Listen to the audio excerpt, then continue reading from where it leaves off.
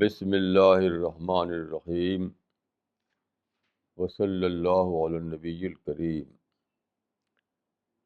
رب اشرح لی صدری ویسر لی امری واحلل عقدۃ من لسانی یفقہوا قولی۔ آج کا ٹاپک ہے آرٹ آف کرائسس مینجمنٹ، یعنی بحران سے نپٹنا۔ دیکھیے، یہ کرائسس یا بحران یا سنکٹ یہ زندگی کا ایک پارٹ ہے۔ یہ ہمیشہ ہی ہر آدمی کی زندگی میں آتا ہے، چاہے فیملی لائف ہو، سوشل لائف ہو، نیشنل لائف ہو، انٹرنیشنل تعلقات ہوں، ہر جگہ کرائسس بہرحال آتا ہے۔ آدمی کے وژڈم کا جو اصلی ٹیسٹ ہے وہ نارمل حالات میں نہیں ہوتا ہے۔ نارمل سچویشن بالکل اسموتھ طور پر سب کچھ ہو رہا ہے، اس میں آپ کے وژڈم کا ٹیسٹ نہیں ہوتا۔ ٹیسٹ ہوتا ہے جب کرائسس آوے،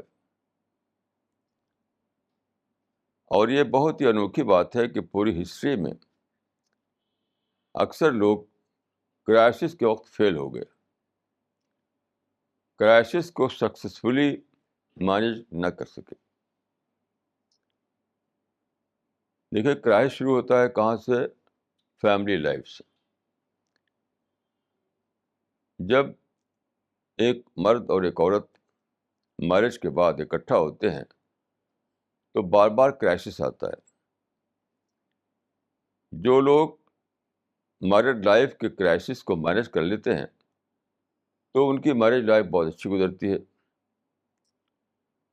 اور جو لوگ مینج نہیں کرتے تو انہیں کا کیا ہوتا ہے؟ کبھی سپریشن ہوتا ہے، کبھی کورٹ میں کیس جاتا ہے، کبھی کیا ہوتا ہے، کبھی کیا ہوتا ہے۔ تو آپ کے عقل کا، آپ کی وژڈم کا، آپ کی ایبلٹی کا جو ٹیسٹ ہے، یاد رکھیے وہ نارمل حالت میں نہیں ہوتا ہے۔ وہ تب ہوتا ہے جب کرائسس ہو، جب کوئی سنکٹ پڑے، جب کوئی بحران آ جائے۔ تو یہ تو ایک جنرل ٹاپک ہے۔ اس وقت میں اس کو بابری مسجد کے بیک گراؤنڈ میں نے لیا ہے اس کو۔ دیکھیے، بابری مسجد بھی ایک کرائسس تھا، اس کا مسئلہ۔ اب پوری کی پوری مسلم لیڈرشپ فیل ہو گئی۔ مجھے نہیں معلوم کوئی ایک بھی آدمی جو اس معاملے میں کرائسس کو نپٹنے کی صلاحیت رکھتا ہو۔ دیکھیے، ایک ہوتا ہے کرائسس پیش آئے تو ریئیکشن کرنا۔ ریئیکشن جیسے گھر میں وہ ہسبینڈ اور وائف ہیں، کسی بات پر ہسبینڈ بگڑ گیا، اب اگر وائف نے ریئیکٹ کیا تو اس کا مطلب کیا ہے؟ کہ وہ کرائسس کو مینج کرنے میں فیل ہو گئی۔ اگر وہ چپ رہ گئی، یعنی وائف کو غصہ آیا، مرد چپ رہ گیا، یا مرد کو غصہ آیا اور چپ رہ گئی، تو اس کے معنی ہے کہ انہوں نے اس کو مینج کر لیا، کیونکہ غصہ تو 1-2 منٹ رہتا ہے، ریئیکشن سے بڑھتا ہے اور چپ رہنے سے وہ ختم ہوتا ہے۔ تو یہ فیملی لائف میں ہوتا ہے۔ تو یہ جو معاملہ تھا بابری مسجد جو ایودھیا کی ہے، تو یہ بھی اسی قسم کا ایک کرائسس تھا۔ سب کے سب فیل ہو گئے، 1 to R سارے مسلمان فیل ہو گئے، اور اس نے اتنا مسلمانوں کو نقصان پہنچایا ہے۔ یہ صرف میٹیریل نقصان نہیں، جان کا نقصان ہوا، پراپرٹی کا نقصان ہوا، یہ نہیں، سب سے بڑا جو لاس ہوا ہے وہ یہ ہے کہ اس دیش میں دیکھیے 2 بڑی کمیونٹی ہیں، ہندو اور مسلم. بابری مسجد نے دونوں کے درمیان ایک کڑواہٹ پیدا کر دی, نگیٹیوٹی پیدا کر دی. دونوں ایک دوسرے سے نگیٹو ہو گئے. سب سے بڑا لاس یہ ہے. لیکن کسی بھی سوسائٹی میں نمبر 1 جو چیز ہے وہ کیا ہے؟ لوگوں کے درمیان نارمل ریلیشن شپ ہو, پازیٹیو طور پر لوگ رہنا جانتے ہوں, یہ نمبر 1 ہے. تو کرائسس کو مینیج نہ کرنے کا مطلب کیا ہوتا ہے؟ یہی ہوتا ہے کہ فیملی لائف جب اس میں کڑواہٹ آ جاتی ہے, سوسائٹی میں, دیش میں, کمیونٹی میں کڑواہٹ آ جاتی ہے. وہی ہوا. یہاں پر لوگ یہ سمجھتے ہیں کہ اس کی ذمہ دار اسلام ہے. اکثر لوگ یہ سمجھتے ہیں کہ اسلام جو ہے اس میں ان باتوں کے لیے کوئی گائیڈنس نہیں ہے. اور مسلمان جو ہیں جو کچھ کر رہے ہیں وہی اسلام ہے, اور اسلام گویا کہ فیل ہو گیا اس کرائسس کو مینیج کرنے. تو میں یہ کہوں گا کہ مسلم فیل ہوئے ہیں, اسلام فیل نہیں ہوا ہے.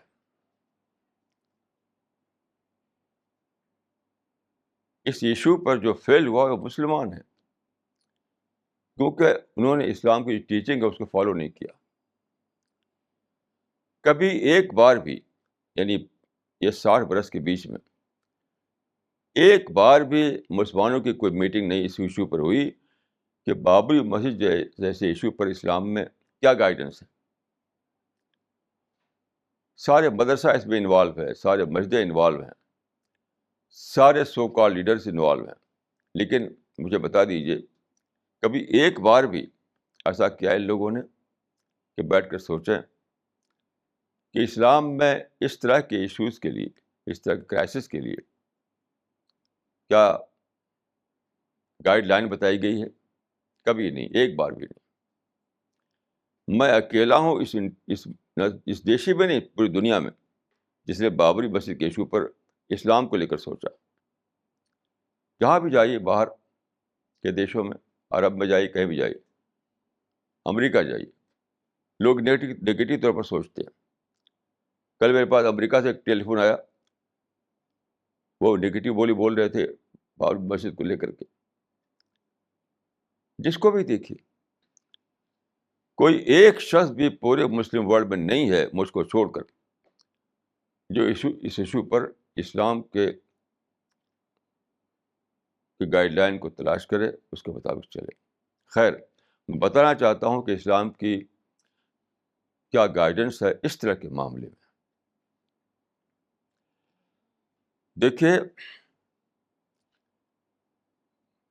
اسلام میں اتنی بڑی گائیڈنس ہے, اتنی بڑی رہنمائی دی گئی ہے کہ میں سوچ رہا تھا تو مجھے 2 لفظ میرے ذہن میں آیا اس کو بتانے کے لیے. وہ کیا ہے؟ ایک ہے اوورٹنگ دا کرائسس, یعنی ان ایڈوانس ایسا کرنا کہ کرائسس پیش نہ آئے. اوورٹنگ دا کرائسس یعنی کرائسس کی سچویشن پیش نہ آئے ایسا کرنا, پہلے ہی سے ایسا سیف گارڈ لینا. That is overeating the crisis. دوسرا کیا ہے؟ مینیجنگ دا کرائسس, یعنی کرائسس ہو جائے تو کیسے مینیج کیا جائے. تو اوورٹنگ دی کرائسس جو میں کہہ رہا ہوں اس کی میں مثال دیتا ہوں آپ کو. دیکھیے, اسلام میں بہت بڑا درجہ مانا گیا ہے عمر فاروق کا, جو کہ 2nd کیلف تھے 7th سینچری AD میں. تو ان کے زمانے میں کیا ہوا کہ مسلمانوں کا ایک گروپ گیا یروشلم. وہاں ان لوگوں سے بات چیت ہوئی. بات چیت کے بعد جو اس وقت مسلم جو حکومت تھی, جس کا راجدھانی مدینہ تھا, تو مدینہ کے بیچ میں اور یروشلم کے بیچ میں ایک ایگریمنٹ ہوا. تو انہوں نے کہا کہ ہم ایگریمنٹ جب کریں گے جب کہ خود خلیفہ یروشلم آئے. تو حضرت عمر مدینہ سے چل کر کے یروشلم پہنچے اونٹ پر سفر کر کے. تو بہت ساری ڈیٹیل اس میں ہیں. میں صرف اس ایک بات کو بتانا چاہوں گا جس کا تعلق اس طرح کے ایشوز سے ہے. تو حضرت عمر فاروق جو سیکنڈ کیلف ہیں، جب وہاں کا جو لارڈ بشپ تھا اس سے جب بات ہو رہی تھی، تو بات ہو رہی تھی اس چرچ میں جو کہتے ہیں چرچ آف ریزریکشن، عربی میں کہتے ہیں اس کو کنیسۃ القیامہ. ابھی بھی وہ چرچ آف ریزریکشن ہے. میں جب گیا تھا تو میں نے دیکھا خود اپنی آنکھ سے. تو یہ بہت ہی پرانا چرچ ہے. تو وہاں بات چیت ہو رہی تھی. تو حضرت عمر نے کہا بشپ سے کہ میرے نماز کا وقت ہو گیا ہے، یعنی عصر کی نماز کا وقت. تو بشپ نے کیا کہا کہ یہی پڑھ لیجیے، آپ چرچ کے اندر پڑھ لیجیے، ہمیں کوئی آبجیکشن نہیں ہے. تو انہوں نے کہا کہ نہیں، میں یہاں نہیں پڑھوں گا. انہوں نے کہا کہ جس کو کہتے ہیں انگریزی میں اسٹونز تھرو، یعنی پتھر آپ ایک ہاتھ میں لیں اور زور سے پھینکیں، جتنی دور جا کر گرے گا اس کو کہتے ہیں اسٹونز تھرو. اتنی دوری پہ جا کر کے میں نماز پڑھوں گا. اور انہوں نے اس کی حکمت بتائی، اس کی وژڈم، کہ اگر میں یہاں نماز پڑھ لوں تو میری پوزیشن خلیفہ کی پوزیشن ہے. تو میرے بعد جو جنریشن آئے گی وہ کہیں گے کہ ہاں ہونا صلی اللہ عمر، یعنی ہمارے خلیفہ نے یہاں نماز پڑھی ہے، یہاں تو ہم مسجد بنائیں گے. ایک کلیسا کے چرچ کے اندر مسجد. اب کتنا بڑا جھگڑا کھڑا ہوگا، کتنا بڑا کرائسس آئے گا.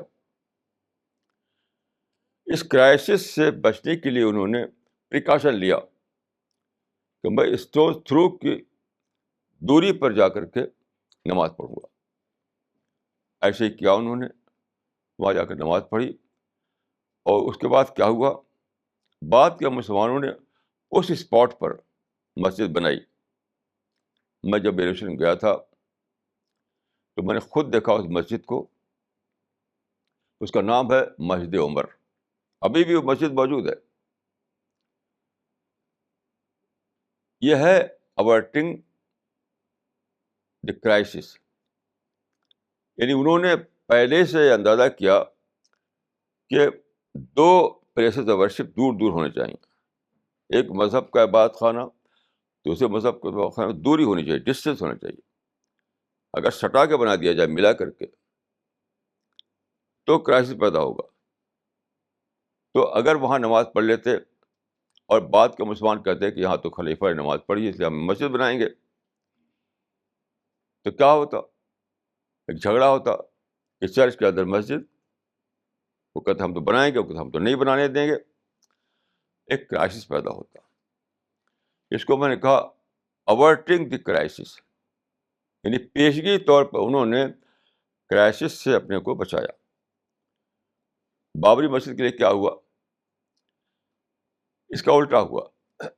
دیکھیے میں نے خود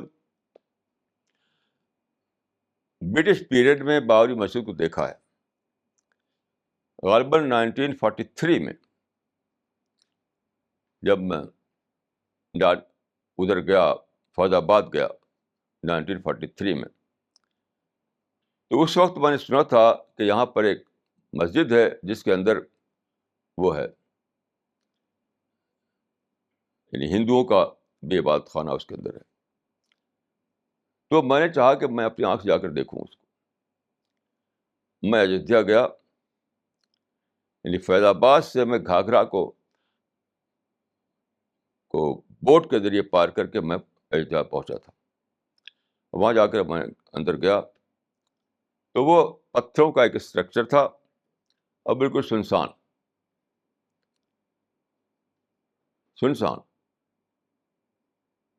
تو اگر وہاں پر 5 وقت کی نماز ہوتی، وہاں امام ہوتے، مؤذن ہوتے، ایک مدرسہ قائم ہوتا، جیسے مثال کے طور پہ یہاں کالی مسجد ہے کالی مسجد میں باقاعدہ 5 وقت کی نماز ہوتی ہے، وہاں مدرسہ قائم ہے. ایسا ہوتا تو کچھ بھی نہ ہوتا. لیکن وہاں ابینڈن مسجد پڑی ہوئی تھی. دو دو میں نے 2 رکعت نماز پڑھی تو میں نے دیکھا کہ مسجد کا ایک تو کورڈ ایریا ہے، ایک اوپن ایریا. اوپن ایریا میں یعنی ادھر سے انٹر ہوتے ہوئے رائٹ سائڈ میں ایک چبوترا تھا. ابھی تک وہ اس کی شکل مجھے یاد ہے. اس چبوترے پر رام اور سیتا کے کچھ نشانات تھے. مثلا سلوٹا تھا، کھڑاؤں تھا، اس طرح کی چیزیں. ظاہر ہے کہ ہندوؤں کے لیے وہ مقدس تھا، وہ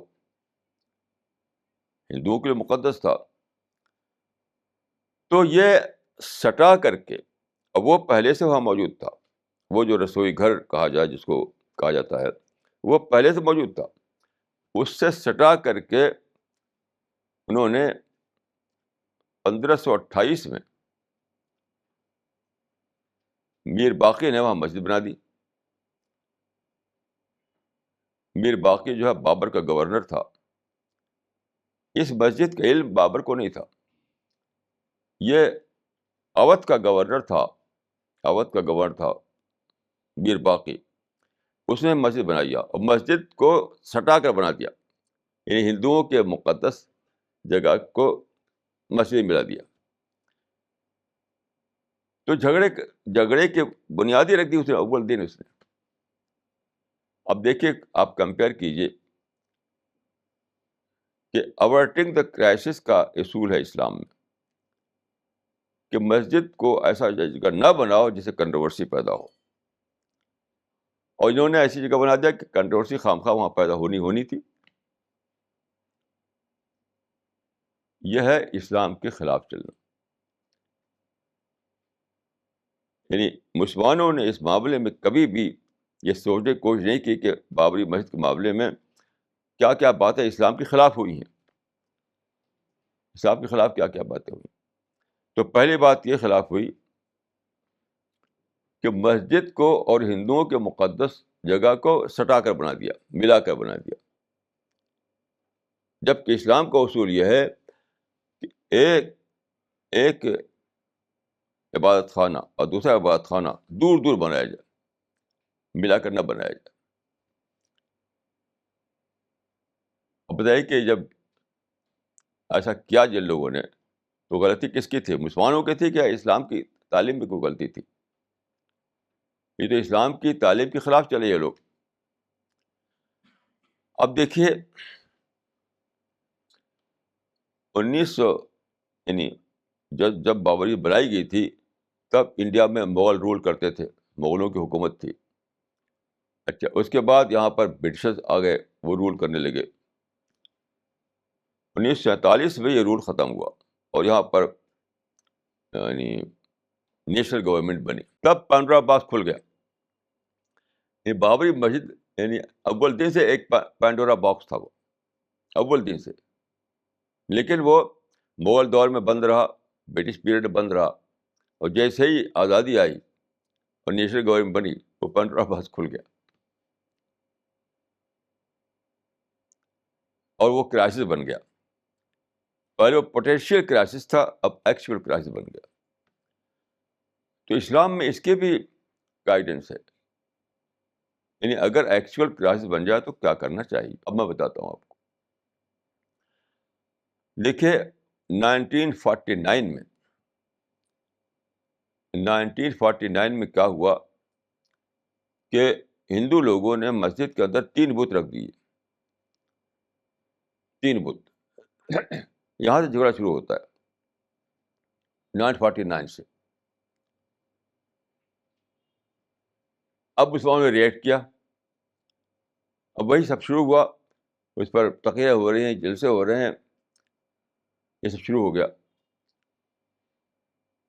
1949 سے. یہی واقعہ پیش آیا مکہ میں، ایسا ہی سملر. رسول اللہ جب مکہ میں آپ پیدا ہوئے 570 عیسوی میں، آپ نے اپنا مشن شروع کیا 610 عیسوی میں مکہ میں. اس وقت وہاں پر کیا تھا، مکہ جو تھا اس کو بنایا تھا ایک پیغمبر حضرت ابراہیم نے، توحید کے گھر کے طور پر، ایک خدا کی عبادت کے طور پر، 4000 سال پہلے. لیکن بعد کو کیا ہوا کہ وہاں پر لوگوں نے لا کے بت رکھ دیے. تو جب رسول اللہ کا زمانہ آتا ہے تو وہاں 360 بت رکھی ہوئی تھے، 360 آئیڈلس. بابری مسجد میں 3 بت رکھے گئے، وہاں پر 360 بت رکھے گئے تھے.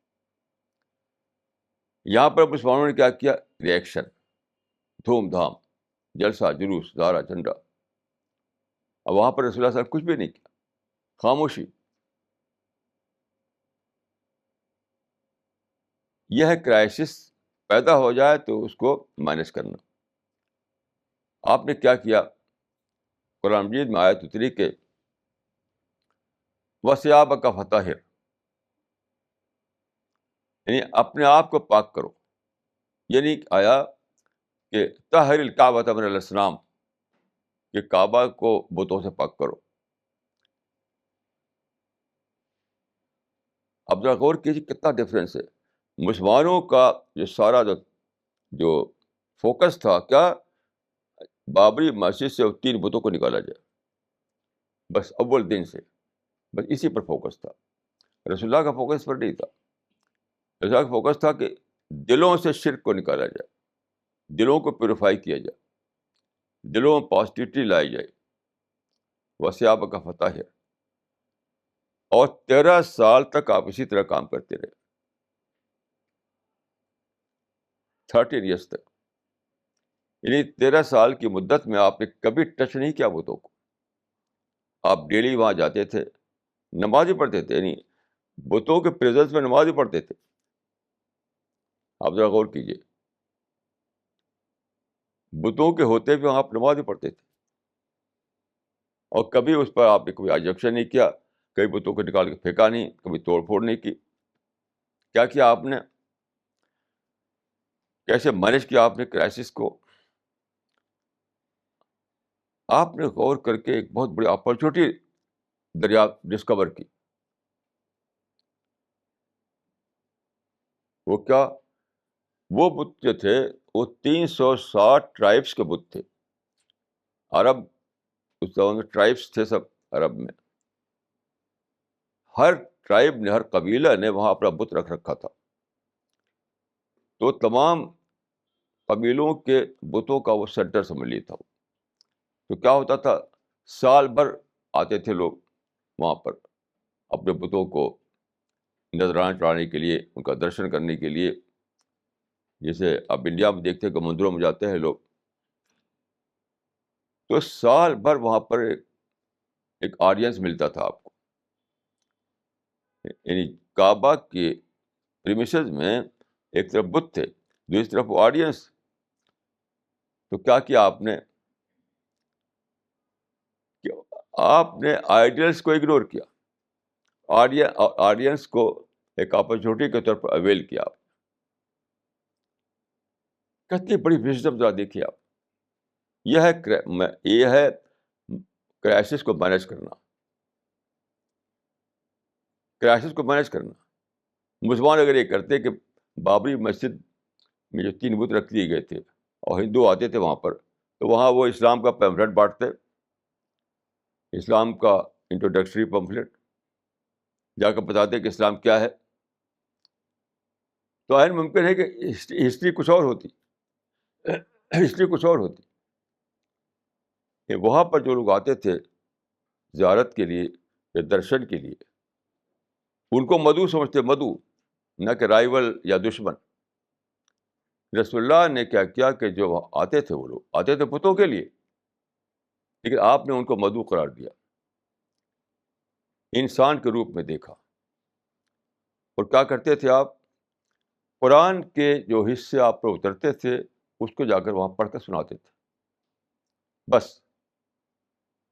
قرآن کو سنانا.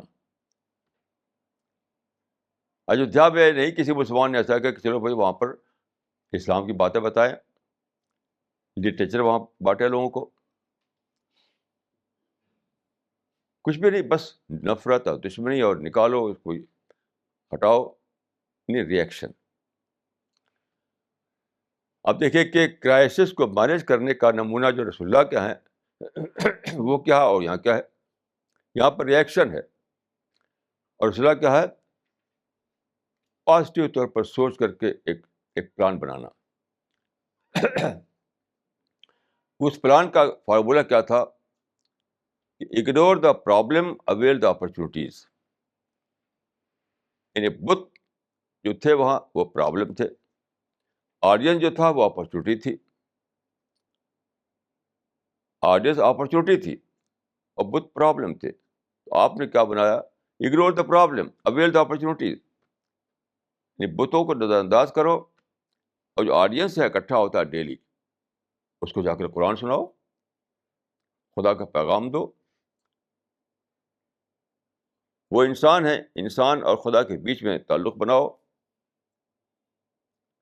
سب کے دل میں اللہ کے لیے یعنی انٹرووون ہے اللہ کا جو شعور جو ہے، تو اس کو ایڈریس کرو.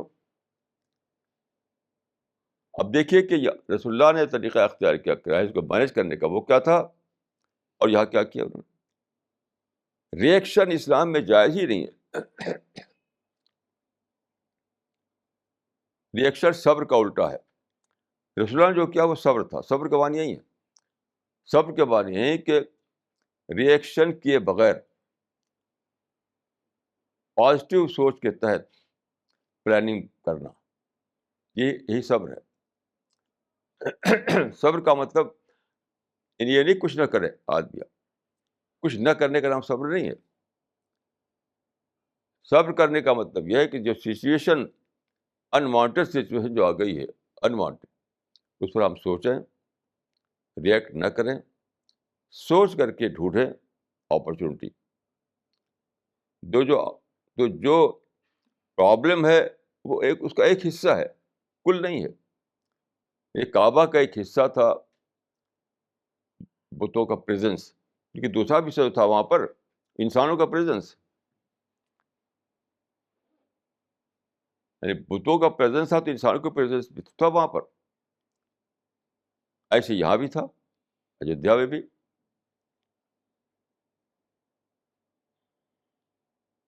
تو مسلمان اگر بیٹھ کر سوچتے کہ بھائی اس معاملے میں مسلمان بڑا اس پر فخر کرتے ہیں کہ رسول اللہ کیا قابل نمونہ ہے.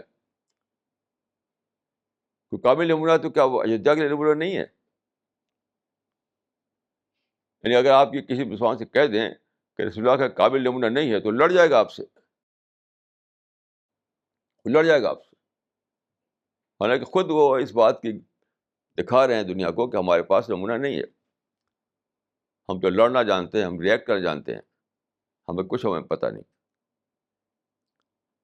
تو دیکھیے یہاں پر میں مثال دے رہا ہوں کہ بتوں کا پریزنس مکہ میں بھی تھا، بتوں کا پریزنس یہاں پہ ہوا ایودھیا میں. وہاں پر مینیج کیا رسول اللہ صلی اللہ علیہ وسلم نے، اور یہاں پر انہوں نے ریئیکٹ کیا. تو بات بڑھتی گئی بڑھتی گئی بڑھتی گئی بڑھتی گئی بڑھتی گئی.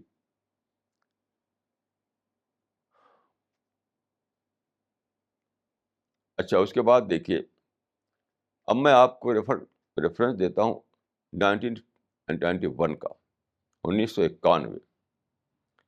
1991 میں نرسمہا راؤ پرائم منسٹر تھے انڈیا کے. 1921 اس وقت تو بابری مسجد ٹوٹی نہیں تھی، اس وقت کھڑی تھی وہ. لیکن جھگڑا ہو رہا تھا. نہیں، جھگڑا تو تھا، جلسہ جلوس نعرہ جھنڈا وہ تو تھا، لیکن ابھی اسٹرکچر کھڑا ہوا تھا. تو نرسمہا راؤ نے اپنے زمانے میں پارلیمنٹ سے ایک ایکٹ پاس کروایا. اس کا نام ہے پلیسز آف ورشپ ایکٹ 1991.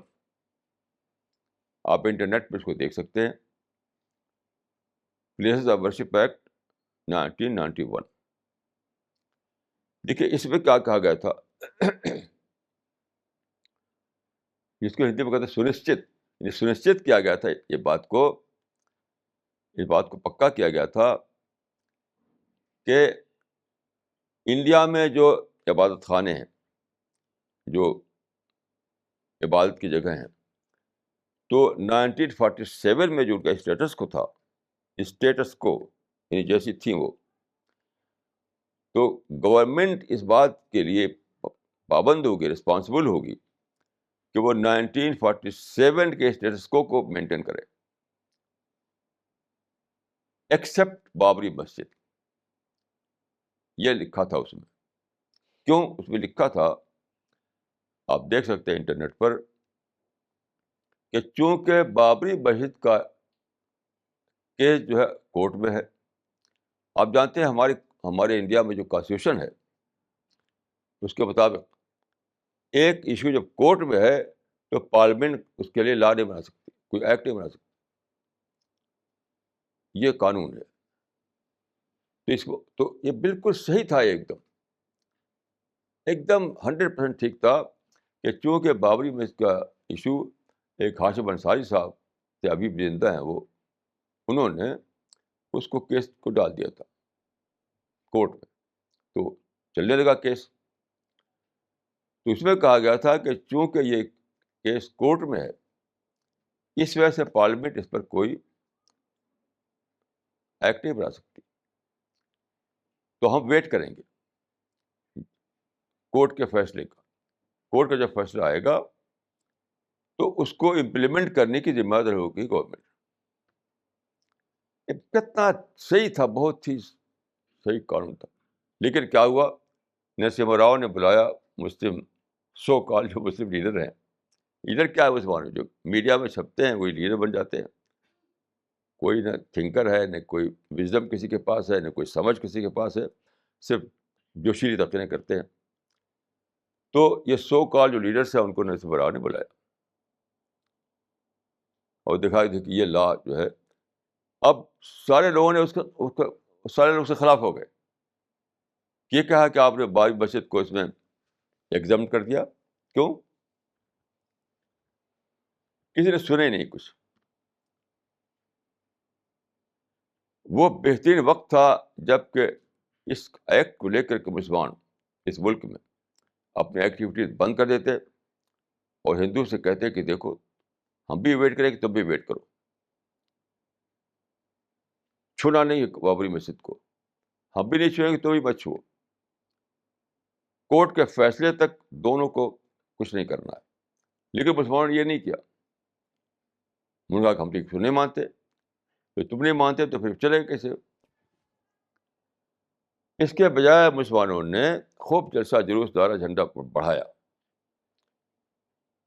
اس زمانے میں تقریریں ہوتی تھی اسی دلی میں کہ بابری مسجد کو چھو کر تو دیکھو.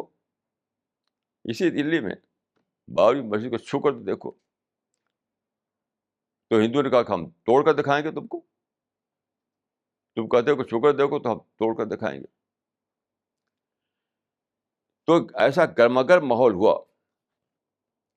ضیاء الحق صاحب جو تھے پاکستان کے، انہوں نے بہت صحیح بات کہی تھی کہ جلوس کا طریقہ، یہ جو ڈیمونسٹریشن جو ہوتا ہے سڑکوں کے جو ڈیمونسٹریشن ہوتے ہیں، سڑکوں کے جو جلوس مظاہرے ہوتے ہیں، وہ ہیٹ لائٹ کم دیتے ہیں، ہیٹ زیادہ جنریٹ کرتے ہیں. وہی ہوا.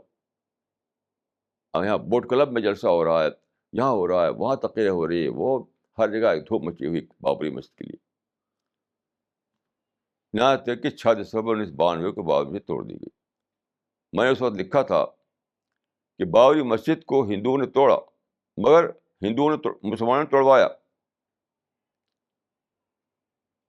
6 دسمبر کو ہندوؤں نے بابری مسجد توڑا لیکن مسلمانوں نے توڑوایا. یعنی ایسی سیاست چلائی، بھڑکانے والی سیاست. تو ظاہر ہے بھڑکانے والی سیاست یہی سے ہوتا ہے. بھڑکانے والی سیاست تو آدمی اپنے باپ کو مار ڈالتا ہے، اپنے بیٹے پہ گولی چلا دیتا ہے، کچھ بھی کرتا ہے. تو مسلمانوں نے بابری میں کسی کو بھڑکانے والی سیاست چلائی، وہ نہیں چلائی جو رسول اللہ نے کیا تھا. تو نہ تو میر باقی کے زمانے کو لیجیے، اوورٹنگ دی کرائسس بھی نہیں کر سکے یہ لوگ. بعد کے زمانے کو لیجیے تو مینیج نہیں کر سکے کرائسس کو. مینج کرنے کا مطلب یہ تھا کہ 1991 کے ایکٹ کو پکڑ لیتے مسلمان، اور خوب کہتے گورنمنٹ ٹھیک کر رہی ہے، ہندو سے کہتے کہ تم کو بھی چپ رہنا پڑے گا، ہم بھی چپ ہیں، ویٹ کرو کورٹ کے فیصلے کا. تو غرض ہے کہ کرائسس مینجمنٹ میں فیلئر نے بابری مسجد کو توڑوا دیا. اب میں ایک اور مثال دیتا ہوں آپ کو ہسٹری کی، مسلم ہسٹری کی مثال. دیکھیے ایکشن سے زیادہ اچھا ہے ان ایکشن. یاد رکھیے، چاہے فیملی لائف ہو چاہے نیشنل لائف ہو، کنٹروورشل معاملات میں، یعنی ہسبینڈ اور وائف میں اگر جھگڑا ہو جائے تو آپ سب کچھ نہ کیے، صرف ایک اتنے کہ کچھ نہ کیجیے، وہ سب ٹھیک ہو جائے گا. ایک بات ہسبینڈ کی بری لگ گئی وائف کو، یا ایک بات وائف کے ہسبینڈ کی بری لگ گئی ہسبینڈ کو، تو کچھ نہ کیجیے، سب چپ ہو جائے گی بس، اور بعد میں سب ٹھیک ہو جائے گا. Some time inaction is better than the action. وہ میں آپ کو مثال دیتا ہوں. Some time inaction is better than the action. دیکھیے 13 سینچری میں، 13ویں صدی میں ایک بہت بڑی گھٹنا گھٹی، بہت بڑا واقعہ ہوا، بہت بڑا کرائسس پیش آیا، بلکہ وہ سپر کرائسس تھا اسلام کی ہسٹری میں. وہ تھا تاتاریوں کا حملہ. تاتاری لوگ جو ہیں پہاڑی علاقوں میں رہتے تھے، بالکل جنگلی قسم کے لوگ، ایجوکیشن نہیں ان کے یہاں. کسی بات پر وہ غصہ ہو گئے. اس زمانے میں عباسی یعنی عباسی خلافت قائم تھی، عباسی خلافت. تو ایک واقعہ ہوا، اس سے وہ غصہ ہو گئے. وہ اس کی ڈیٹیل اس میں دی ہے، الکامل فی تاریخ میں ابن اسیر نے دی ہے اس کی ڈیٹیل. تو 12,000 گھوڑوں پر سوار ہو کر کے گھس پڑے مسلم دنیا میں تاتاری. یہ واقعہ ہے 13 سینچری AD کا. اور انہوں نے کیا کیا، بہت زیادہ سب توڑا پھوڑا، مارا کاٹا. اور انہوں نے سمرقند سے لے کر حلب تک، تو آپ بچ جائیں راستے میں جو پڑے سب کو توڑ ڈالا. یعنی آج تو ایک مسجد توڑی گئی نا، بابری مسجد، وہاں سینکڑوں مسجد توڑ ڈالی انہوں نے. سمرقند سے حلب تک جتنی مسجدیں سب کو توڑ ڈالی. اب وہاں پر کیا ہوا، اس زمانے کی بات ہے کہ مسلمان چپ ہو گئے. یعنی ان ایکشن کی پالیسی اختیار کی انہوں نے، کچھ بھی نہیں، کوئی ریئیکشن نہیں، چپ چاپ. اور کیا ہوا کہ ان لوگوں نے، وہ زمانہ تھا سلیوری کا زمانہ تھا، مسلمانوں کو پکڑ پکڑ کے غلام بنایا، عورتوں مردوں کو اپنے گھروں میں رکھ دیا کام کرنے کے لیے.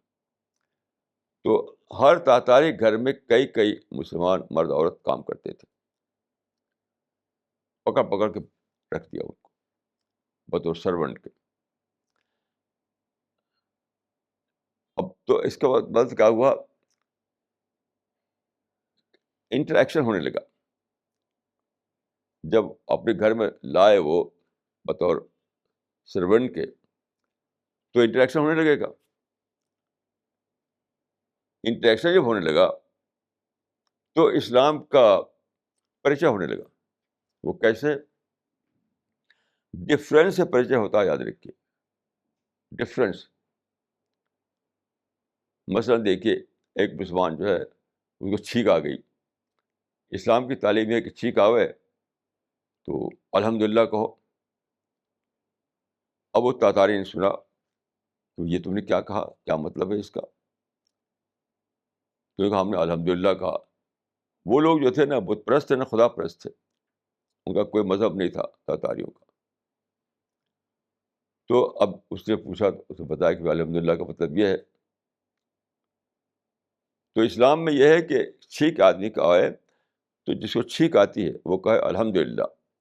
جو سنے وہ کہا یرحمک اللہ.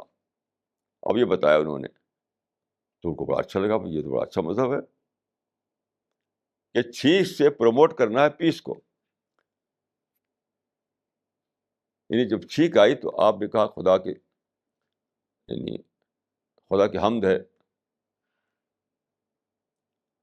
اور سننے والے نے کہا یرحمک اللہ, خدا تو پر بلیسنگ کرے. تو اس کو مانے کہ چھینک کو اسلام استعمال کر رہا ہے اس بات کے لیے کہ پروموٹ کرے آپس میں اچھا تعلق, بیٹر تعلق. اب ایک مسلمان نے کہا السلام علیکم, ان کے ہاں تو السلام علیکم تھا نہیں کہ بھائی یہ کیا چیز ہے.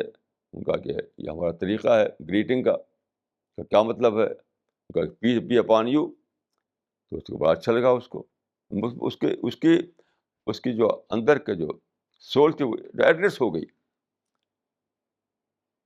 اچھا پیس کی بات کہ سوشل تعلقات جو ہے ملنے جلنے میں ہر آدمی دوسرے کے لیے پیس پیش کرے. ایسے جتنے بھی وضو ہے, نماز ہے اور دوسری چیزیں ہیں, کھانے کے وقت مثلا ان کا بسم اللہ الرحمن الرحیم, ان کا یہ کیا ہے, انہوں نے بتایا کہ یہ تو بڑی اچھا طریقہ تو وہ لوگوں کا ہے. تو چونکہ تاتاری جو تھے وحشی تو تھے لیکن متعصب نہیں تھے. یہ تاتاری جو تھے یہ جنگلوں میں رہتے تھے, پہاڑوں میں رہتے تھے, تو وہ باربرک تو تھے ضرور لیکن وہ متعصب نہیں تھے. یعنی مذہبی کٹرپن نہیں تھا, کیوں مذہبی کوئی نہیں تھا ان کا. تو ایسی ہر انٹریکشن پر ان کو اسلام کا ایک انٹروڈکشن ملنے لگا. اور یہ کیا ہوا کہ 50 سال کے اندر اندر ان کی میجارٹی جو ہے اسلام میں آ گئی, تو ہسٹری بدل گئی.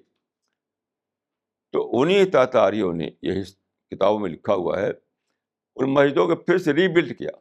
وہیں پر وہاں پر اللہ کی عبادت کی انہوں نے. جن مسجدوں کو انہوں نے ڈھایا تھا غصے میں, جب غصہ ٹھنڈا ہو گیا اور سب پیس آ گئی, ہر طرف امن قائم ہو گیا, تو انہیں مسجدوں کو انہیں تاتاریوں نے ری بلڈ کیا اور وہاں پر خدا کی عبادت کی. یہ ان ایکشن کا فائدہ, ان ایکشن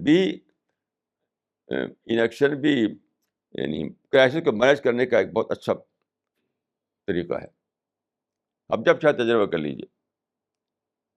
ہر گھر میں کبھی نہ کبھی جھگڑا ہو جاتا ہے, آپ ان ایکشن کا طریقہ اختیار کر لیجیے. یعنی بیوی کو بری لگا شوہر کی بات تو بیوی چپ ہو جائے, شوہر کو بری لگا تو شوہر چپ ہو جائے. آپ کر کے دیکھ لیجیے. ان ایکشن جو ہے وہ سلوشن ہے. ان ایکشن جو ہے سلوشن ہے. اگلے دن سب نارمل ہو جائے گا. یعنی آج آپ اگر چپ ہو جائیں گے نا, کل سب نارمل. تو مسلمانوں نے اس زمانے میں کیا کیا, بالکل خاموش ہو گئے. پیسفل انٹریکشن کا یہ بریکل تھا. مسلمانوں اور تاتاریوں کے درمیان پیسفل انٹریکشن ہونے لگا. تو اسلام کی باتیں پوچھنے لگے وہ, تمہارا قرآن میں کیا لکھا ہے, تمہارے رسول نے کیا بتایا ہے. تو کوئی بات انہوں نے کہہ دی تو قرآن و حدیث میں یہ سب باتیں انسانیت ہی کی تو ہیں, کوئی لڑائی بڑائی کی باتیں تو ہے نہیں اس میں. تو 50 سال کے انٹریکشن میں ان کی میجارٹی جو ہے اسلام میں آ گئی. یہ ہے کرائسس کو مینیج کرنا. تو مسلمان جو ہیں آرٹ آف کرائسس مینجمنٹ جانتے ہی نہیں. وہ جانتے نہیں کرائسس زندگی کے ایک پارٹ ہے اور کرائسس کو مینیج کرنا پڑتا ہے. اور دیکھیے یعنی اسلام میں ہر کسی بھی حد پر چلا گیا معاملہ, وہاں بھی مینیج کرنے کا پرنسپل موجود ہے. یعنی ایک تو ہے کہ سیف گارڈ لینا, لیکن سیف گارڈ آپ نہیں لے پائے اور کرائسس پیدا ہوا تو کسی بھی ایکسٹینٹ پر آپ کے لیے سولوشن موجود ہے اسلام میں. کوئی بھی حد آ جائے. اس کی میں مثال دیتا ہوں آپ کو. 1942 میں جب مسجد کو ڈیمالش کر دیا گیا، اس وقت میں نے کہا تھا کہ مسلمان بابری مسجد کے ری لوکیشن پر راضی ہو جائیں. ری لوکیشن کا مطلب کیا ہے؟ یعنی ویسے ایک ڈھانچہ ایک اور جگہ بنا دیا جائے، اس کا نام رکھ دیا بابری مسجد. تو میں نے کہا کہ مجھے تو کچھ نہیں لینا دینا نہیں، مجھے تو اس پر وہ ہے سنتوش ہے کہ ابھی بھی انڈیا میں 5.5 لاکھ مسجدیں انٹیکٹ ہیں، بس وہ کافی ہے میرے لیے. لیکن اگر مسلمانوں کو وہ تاریخی یادگار نظر آتی ہے، وہ تو بطور تاریخی یادگار اس کو چاہتے ہیں کہ وہ زندہ رکھیں، ایک اور جگہ اس کو بنا دو، مطلب ریلوکیٹ کر لو. اس پر لوگ غصہ ہو گئے. کیوں؟ ریلوکیشن کا اصول تو اسلام میں موجود ہے، لیکن لوگوں کو خبر نہیں ہے اس کی. دیکھیے، کعبہ جنہوں نے حج کیا ہے عمرہ کیا، اس سے پوچھیے کہ کعبہ جو ہے اس کے ساتھ ایک حتیم ہوتا ہے. حتیم وہ اوپن جگہ. وہ حتیم کیا چیز ہے؟ حضرت ابراہیم جو 4,000 سال پہلے آئے، انہوں نے کعبہ بنایا تھا. تو کعبہ لمبا تھا. چونکہ مسجد تھی، اسی میں نماز پڑھی جاتی تھی، تو لمبا تھا کعبہ. پھر کیا ہوا کہ بعد کو جو زمانہ آیا تو مشرک لوگوں نے، یعنی بت پوجنے والے لوگوں نے، ایک بار تک کعبہ کسی وجہ سے وہ گر گیا تھا بارش وغیرہ میں، تو پھر جو بنایا انہوں نے تو اس کو آدھا چھوڑ دیا، آدھا بنایا. یعنی وہ کعبہ لمبا تھا، اب جو ہے چوکور ہے. یعنی پارشل ریلوکیشن کیا انہوں نے. That was relocation in partial sense. یعنی جب اسی کو چھوڑ دیں آپ اور یہاں تک بنائیں تو وہ بھی تو ریلوکیشن ہے. تو رسول اللہ نے کبھی اس کو نہیں کیا کہ اس کو توڑ کر کے ہم وہ بنائیں اس طریقے سے جو جیسے حضرت ابراہیم نے بنایا تھا. یہ بنائے مشرکین ہے، تو ہم بنائے مشرکین کو قبول نہیں کریں گے، ہم بنائے ابراہیمی کو پھر سے زندہ کریں گے. ایسا نہیں کیا آپ نے. وہ پارشل ریلوکیشن اسی طرح سے باقی رہ گیا، آج بھی باقی ہے. اچھا، اب دیکھیے عرب میں کیا ہوا، مکہ میں، مدینہ میں اور دوسرے عرب سٹیز میں. بعد کے زمانے میں لوگوں نے جگہ جگہ مسجدیں بنا لی تھیں، ہر جگہ مسجدیں.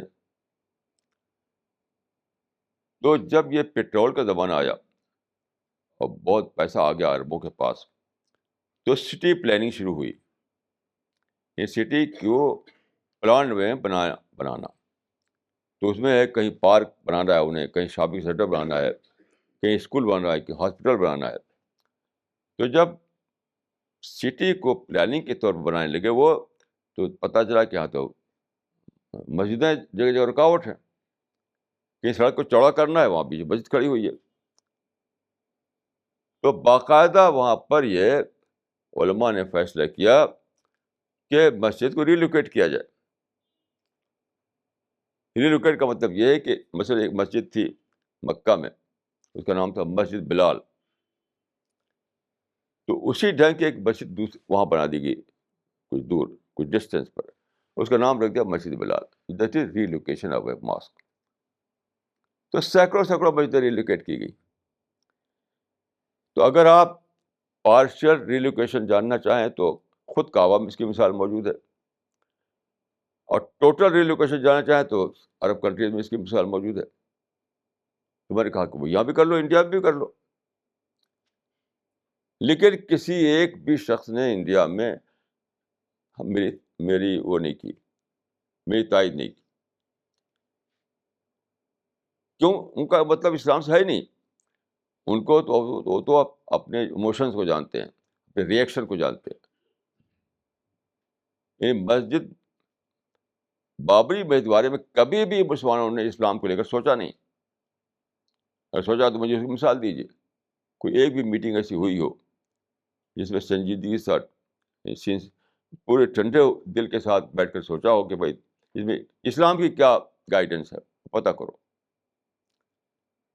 تو پتہ ہوتا ان کو، اگر سوچتے ریلوکیشن تو خود اسلام میں ہے.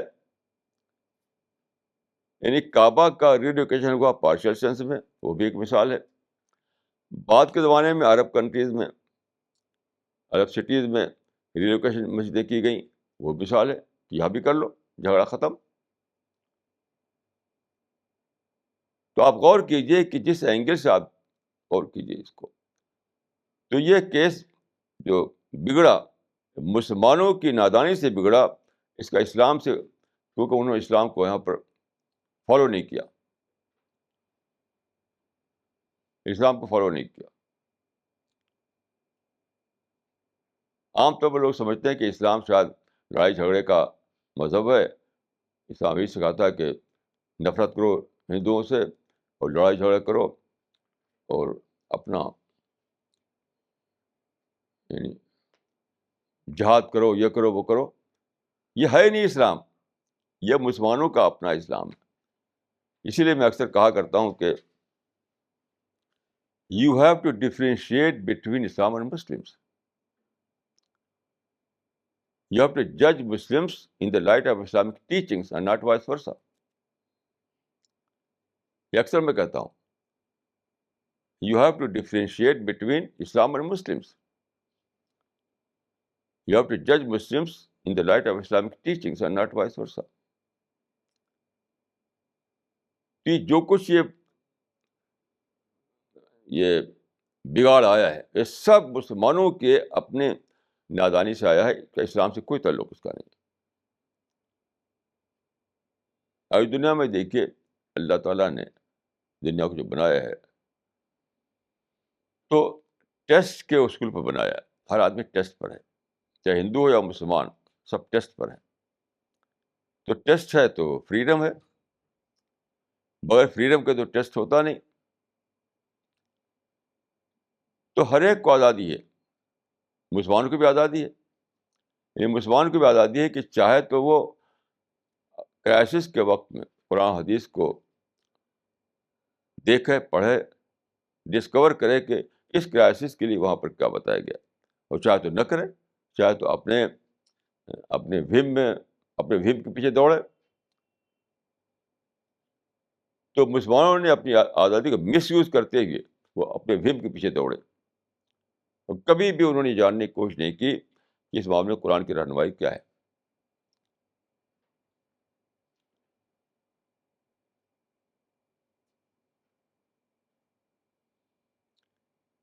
یہ بہت ہی بڑا مسئلہ ہے، جو آج صبح میں ایک صاحب سے بات کر رہا تھا، آج ہی صبح کی بات ہے. میں نے کہا کہ مسلمانوں نے یہ جو کمرل رائٹس کا سوال، بابری مسجد کا سوال، اس طرح کے سوالات کو لے کر کے اتنا بڑا نقصان اٹھایا ہے کہ اس نقصان کی تلافی جو ہے یعنی کسی طرح ہو نہیں سکتی. دیکھیے، حدیث میں آتا ہے کہ من لم یشکر الناس لم یشکر اللہ. یعنی جو انسان کو اکنالج نہیں کرے گا، وہ خدا کی بھی اکنالج نہیں کرے گا. جو خدا کا اعتراف وہی کرے گا جو انسان کا بھی اعتراف کرنے والا ہو. من لم یشکر الناس لم یشکر اللہ. جو انسان کا شکر نہیں کرے گا، وہ خدا کا بھی شکر نہیں کرے گا. تو سارے مسلمان خدا کے شکر سے خالی ہیں. کیوں انسان کے شکر سے خالی ہیں وہ؟ تو آج ہی میں کسی سے کہہ رہا تھا کہ دیکھو، میرے پاس ٹیلی فون آیا آج رات، آج ہی صبح ٹیلی فون آیا، اسی پر لے کر میں نے بات کی. پاکستان سے ایک ٹیلی فون آیا میرے پاس، انہوں نے کہا کہ پاکستان میں سب سے مشکل ہے اسلام پر رہنا. ان کا ہمارے ایک ساتھی تھے جو اسلام کی دعوت کرتے تھے پیسفل طریقے سے، ان کو بند کر دیا، غائب کر دیا، پتہ نہیں کہاں ہے وہ. کسی گولی مار دی، کسی کو بند کر دیا، کوئی کسی کو بھاگنا پڑا وہاں سے جو اسلام کی بولی بولتا ہے. وہاں تو لڑائی بھڑائی کرو تو تم یعنی وہاں پر جو ہے لڑائی بھڑائی کا کلچر ہے، اسلام کلچر نہیں ہے پاکستان میں. تو میں نے سوچا کہ دیکھیے، جب پارٹیشن ہوا ادھر پاکستان بنا, ادھر انڈیا بنا. تو پاکستان کے لیڈروں نے ڈکلیئر کیا اس کو اسلامی پاکستان, اسلامی پاکستان. اس کے جواب میں ہندو ڈکلیئر کر سکتے تھے ہندو انڈیا, ہندو انڈیا, ہندو راشٹر. وہاں اسلامی راشٹر, ادھر ہندو راشٹر. لیکن ایسا ہندو نے نہیں کیا. ہندو لوگوں کے انگریزی تعلیم ہوئی تھی, ان میں بہت کافی لوگ سیکولر تھے, جیسے گاندھی تھے, نہرو تھے, جتنے بھی لوگ تھے یہ انگریزی تعلیم یافتہ تھے. ان کی سوچ سیکولر سوچ تھی.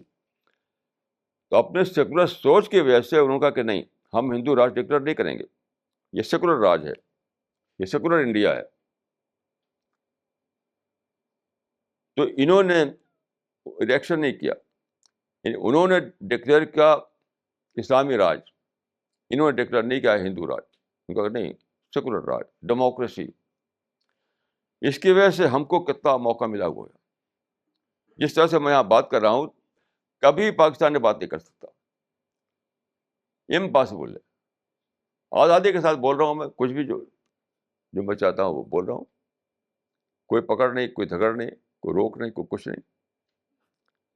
یعنی مکمل ریلیجس فریڈم, مکمل فریڈم آف تھاٹ, مکمل فریڈم آف ایکسپریشن یہاں پر ہے, پاکستان میں نہیں ہے. تو مسلمانوں نے اس کو اپنے کیونکہ نفرت بھی جیتے ہیں, نگیٹیوٹی بھی جیتے ہیں, تو ہندو کے اس کنٹریبیوشن کو انہوں نے سمجھا نہیں اور ہندوؤں کا اعتراف نہیں کیا. تو میں صبح کہہ رہا تھا کسی سے کہ ہمارے دل میں ہندو کے لیے محبت ہونی چاہیے کہ انہوں نے انڈیا میں سیکولر اور ڈیموکریٹک راج ڈکلیئر کیا, اور ہم کو اس میں روم مل گیا, ہم کو مواقع مل گئے. تو چونکہ انہوں نے انسان کا اعتراف نہیں کیا, تو خدا کا بھی اعتراف کرنا والا نہیں. سارے مسلمانوں ڈھونڈ ڈالیے, ایک بھی نہیں پائیں گے آپ جو صحیح معنی میں, سچے معنی میں خدا کا شکر کرنے والا ہو.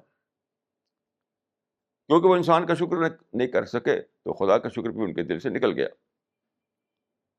من لم یشکر الناس لم یشکر اللہ.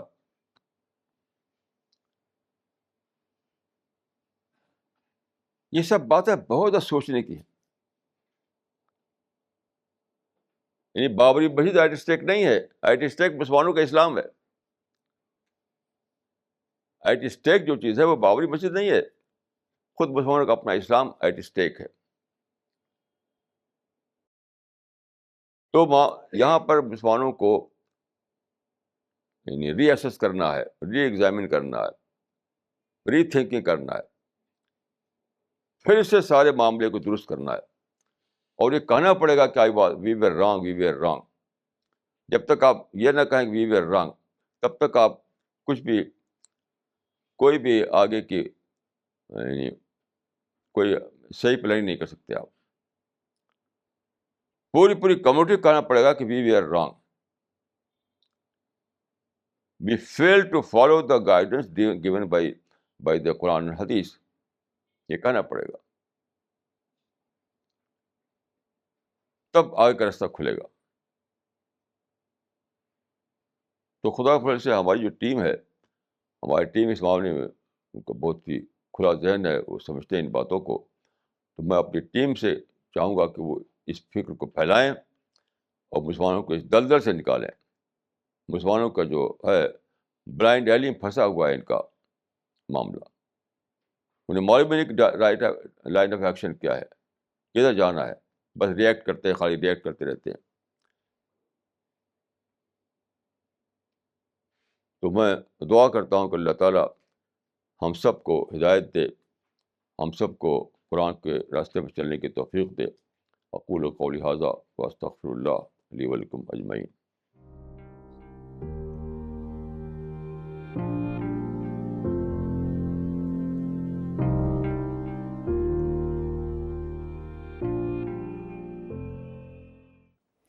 Okay, we'll start with the question answers.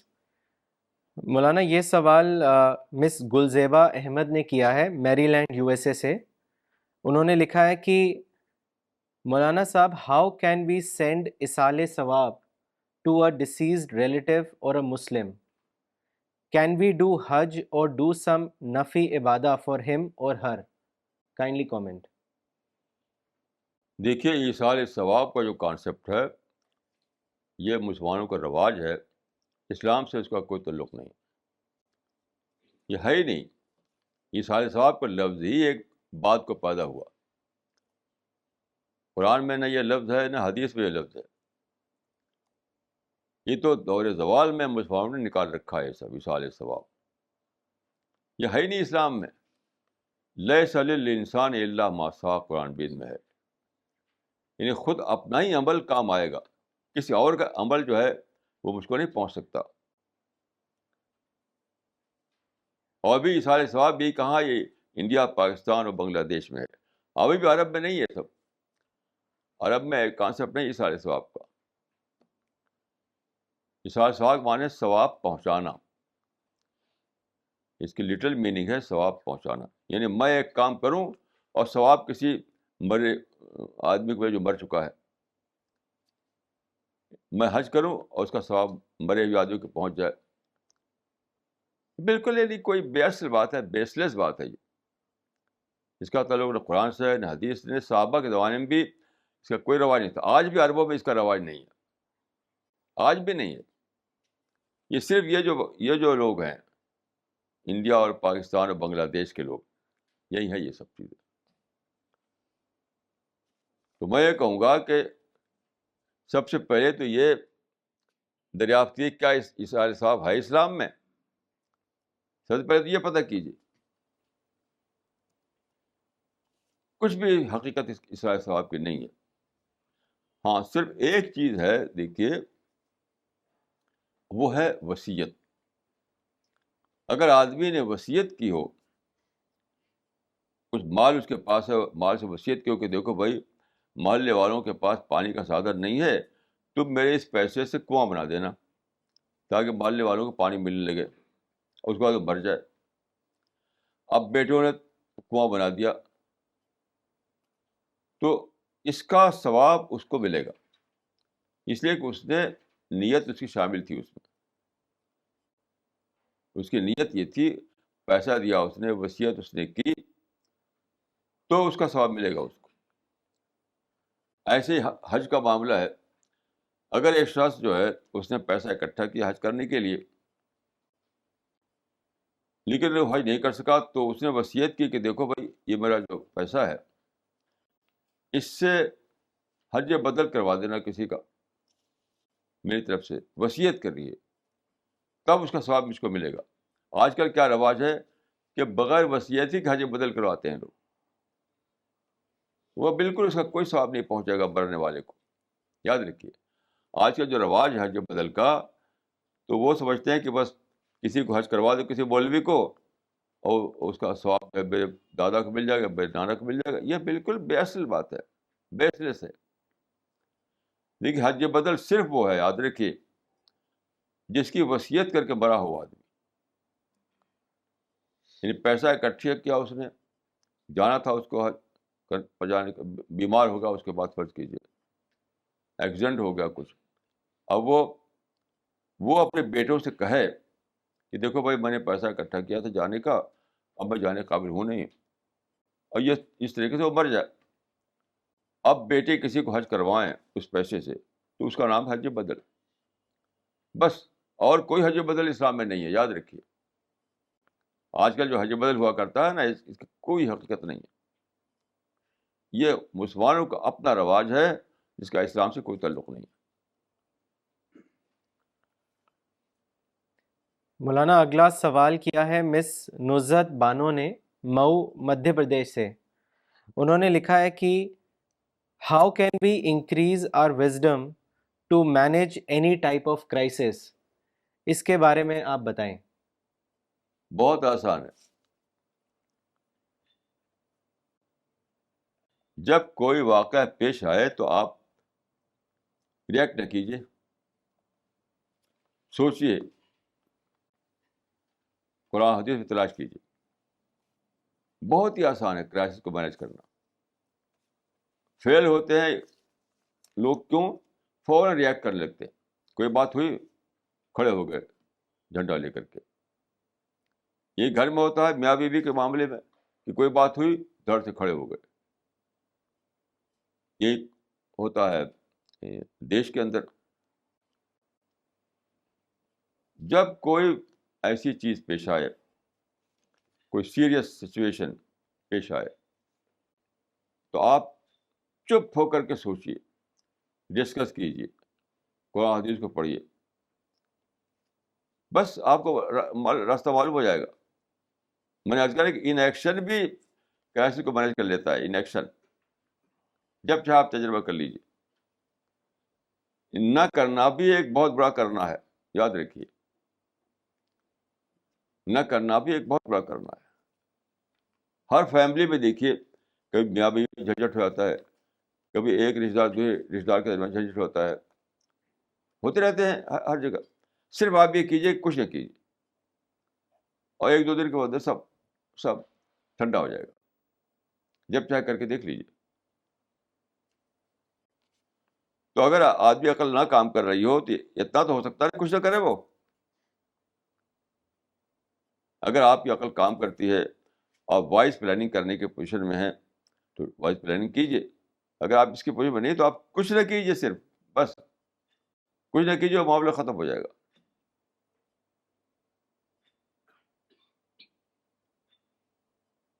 نہ کرنا بھی کرنا ہے, ان ایکشن بھی ایکشن ہے. اس سے زیادہ آسان فارمولہ کو ہو سکتا ہے, یاد رکھیے. میں آپ کو اتنی بڑی مثال دے دی کہ مسلمانوں نے تاتاریوں کی جو مسجد ڈھائی تھی, کچھ نہیں کیا, تو کتنا بڑا اس کا ریوارڈ ملا ان کو, نہ کرنے کا ریوارڈ.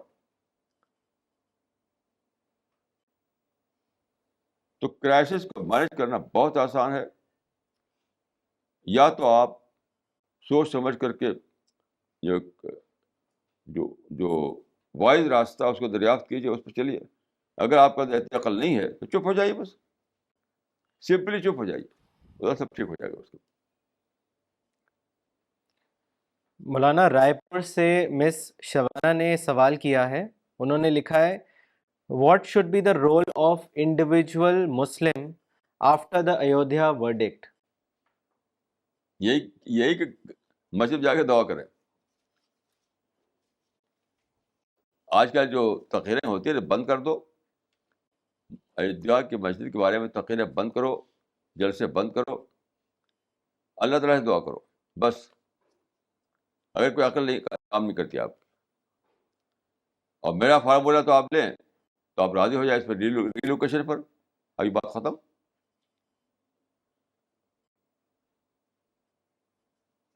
یعنی میں وہاں گیا ہوں پہلے, اب بھی گیا ہوں, پہلے تو وہاں کرتا تھا, اب بھی میں گیا ہوں تو وہاں کوئی اینٹ کا ایک ٹکڑا بھی نہیں ہے بابری مسجد کا.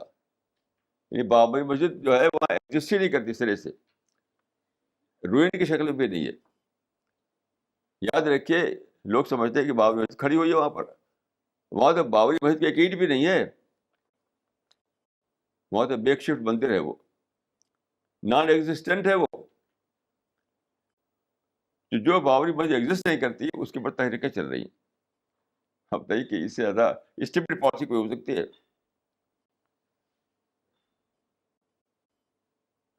یعنی کسی کو یہ نہیں. اور ایک بہت بڑی ایک گناہ کر رہے ہیں عثمان, یاد رکھیے, وہی سن لیجیے آپ اس معاملے میں. گناہ گناہ گناہ وہ کیا, حدیث میں آتا ہے کہ صرف 3 مسجدوں کا اسپیشل معاملہ ہے. وہ ہے مکہ کی مسجد, اور مدینہ کی مسجد, اور یروشلم کی مسجد. باقی سب مسجدیں برابر ہیں. یہ باقاعدہ حدیث ہے کہ 3 مسجدوں کے ساتھ ساری مسجدیں برابر ہیں. اب آپ کو اگر پتہ ہو, نہیں پتہ ہو تو جا کر کے دیکھیے بارڈر پر, راجستھان اور ہریانہ اور پنجاب, جہاں کے پاکستان سرحدیں ملتی ہیں, ابھی بھی وہاں مسجدوں کی روئن پڑے ہوئی ہیں, مسجدیں توڑ دی گئیں. میں نے خود دیکھا ہے, کوئی مسجد توڑ دی گئی, اس مسجد کو انہوں نے گھر بنا لیا, اس مسجد بیل باندھنے لگے, کچھ بھی کیا. تو وہاں پر کیوں نہیں آپ جہاد کرتے؟ آپ باوری مسجد سنگل آؤٹ کیوں کرتے ہیں؟ کسی ایک مسجد سنگل آؤٹ کرنا یہ تو اسلام میں بالکل جائز ہی نہیں ہے. 3.25 کے اگر آپ کو تحریک چلانا ہے تو ساری مسجدوں کے لیے چلائیے. سینکڑوں مسجدیں جو ڈھائی گئی ہیں پارٹیشن کے وقت بارڈر پر، ان سب کے لیے آپ چلائیے، ہنگامہ کیجیے. ایک مسجد کو اگر آپ کر کے اس پر تحریک چلاتے ہیں تو آپ گناہ کا کام کرتے ہیں، یاد رکھیے. کسی ایک مسجد کو سنگل آؤٹ نہیں کر سکتے آپ، یہ آپ کی اجازت ہی نہیں ہے اسلام میں. حدیث میں آتا ہے کہ لا تشد الرحال الا الی ثلاث مساجد. یہ مکہ کی جو وہ ہے مسجد، حرم مکہ جو کہا جاتا ہے، مدینہ کی مسجد کو مسجد نبی کہا جاتا ہے، اور یروشلم مسجد کو مسجد اقصی کہا جاتا ہے. یہ 3 مسجدیں جو ہے اسلام میں ان کا خاص درجہ مانا گیا ہے، باقی سب برابر ہیں.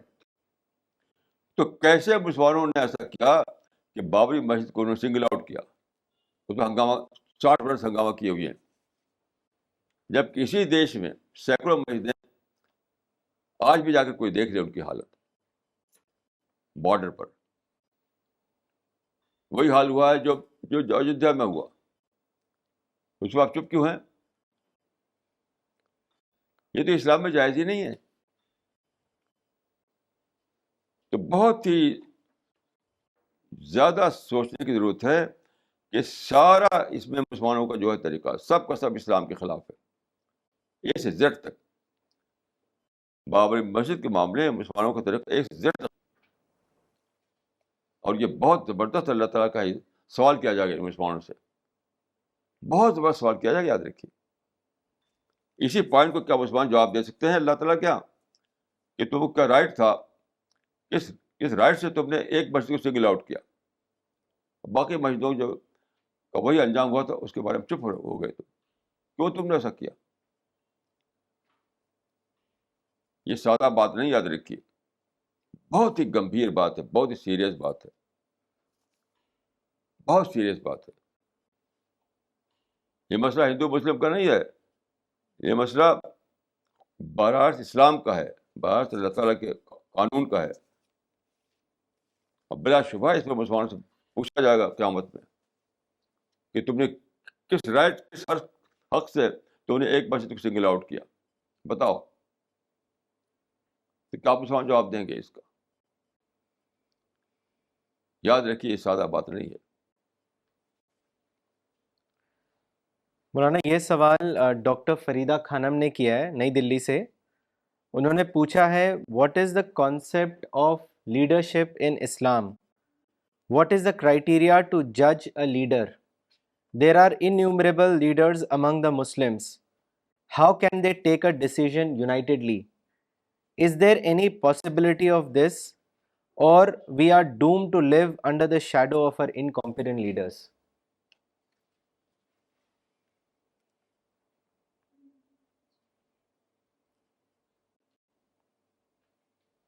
دیکھیے اسلام میں لیڈر کو امام کہا جاتا ہے، امام.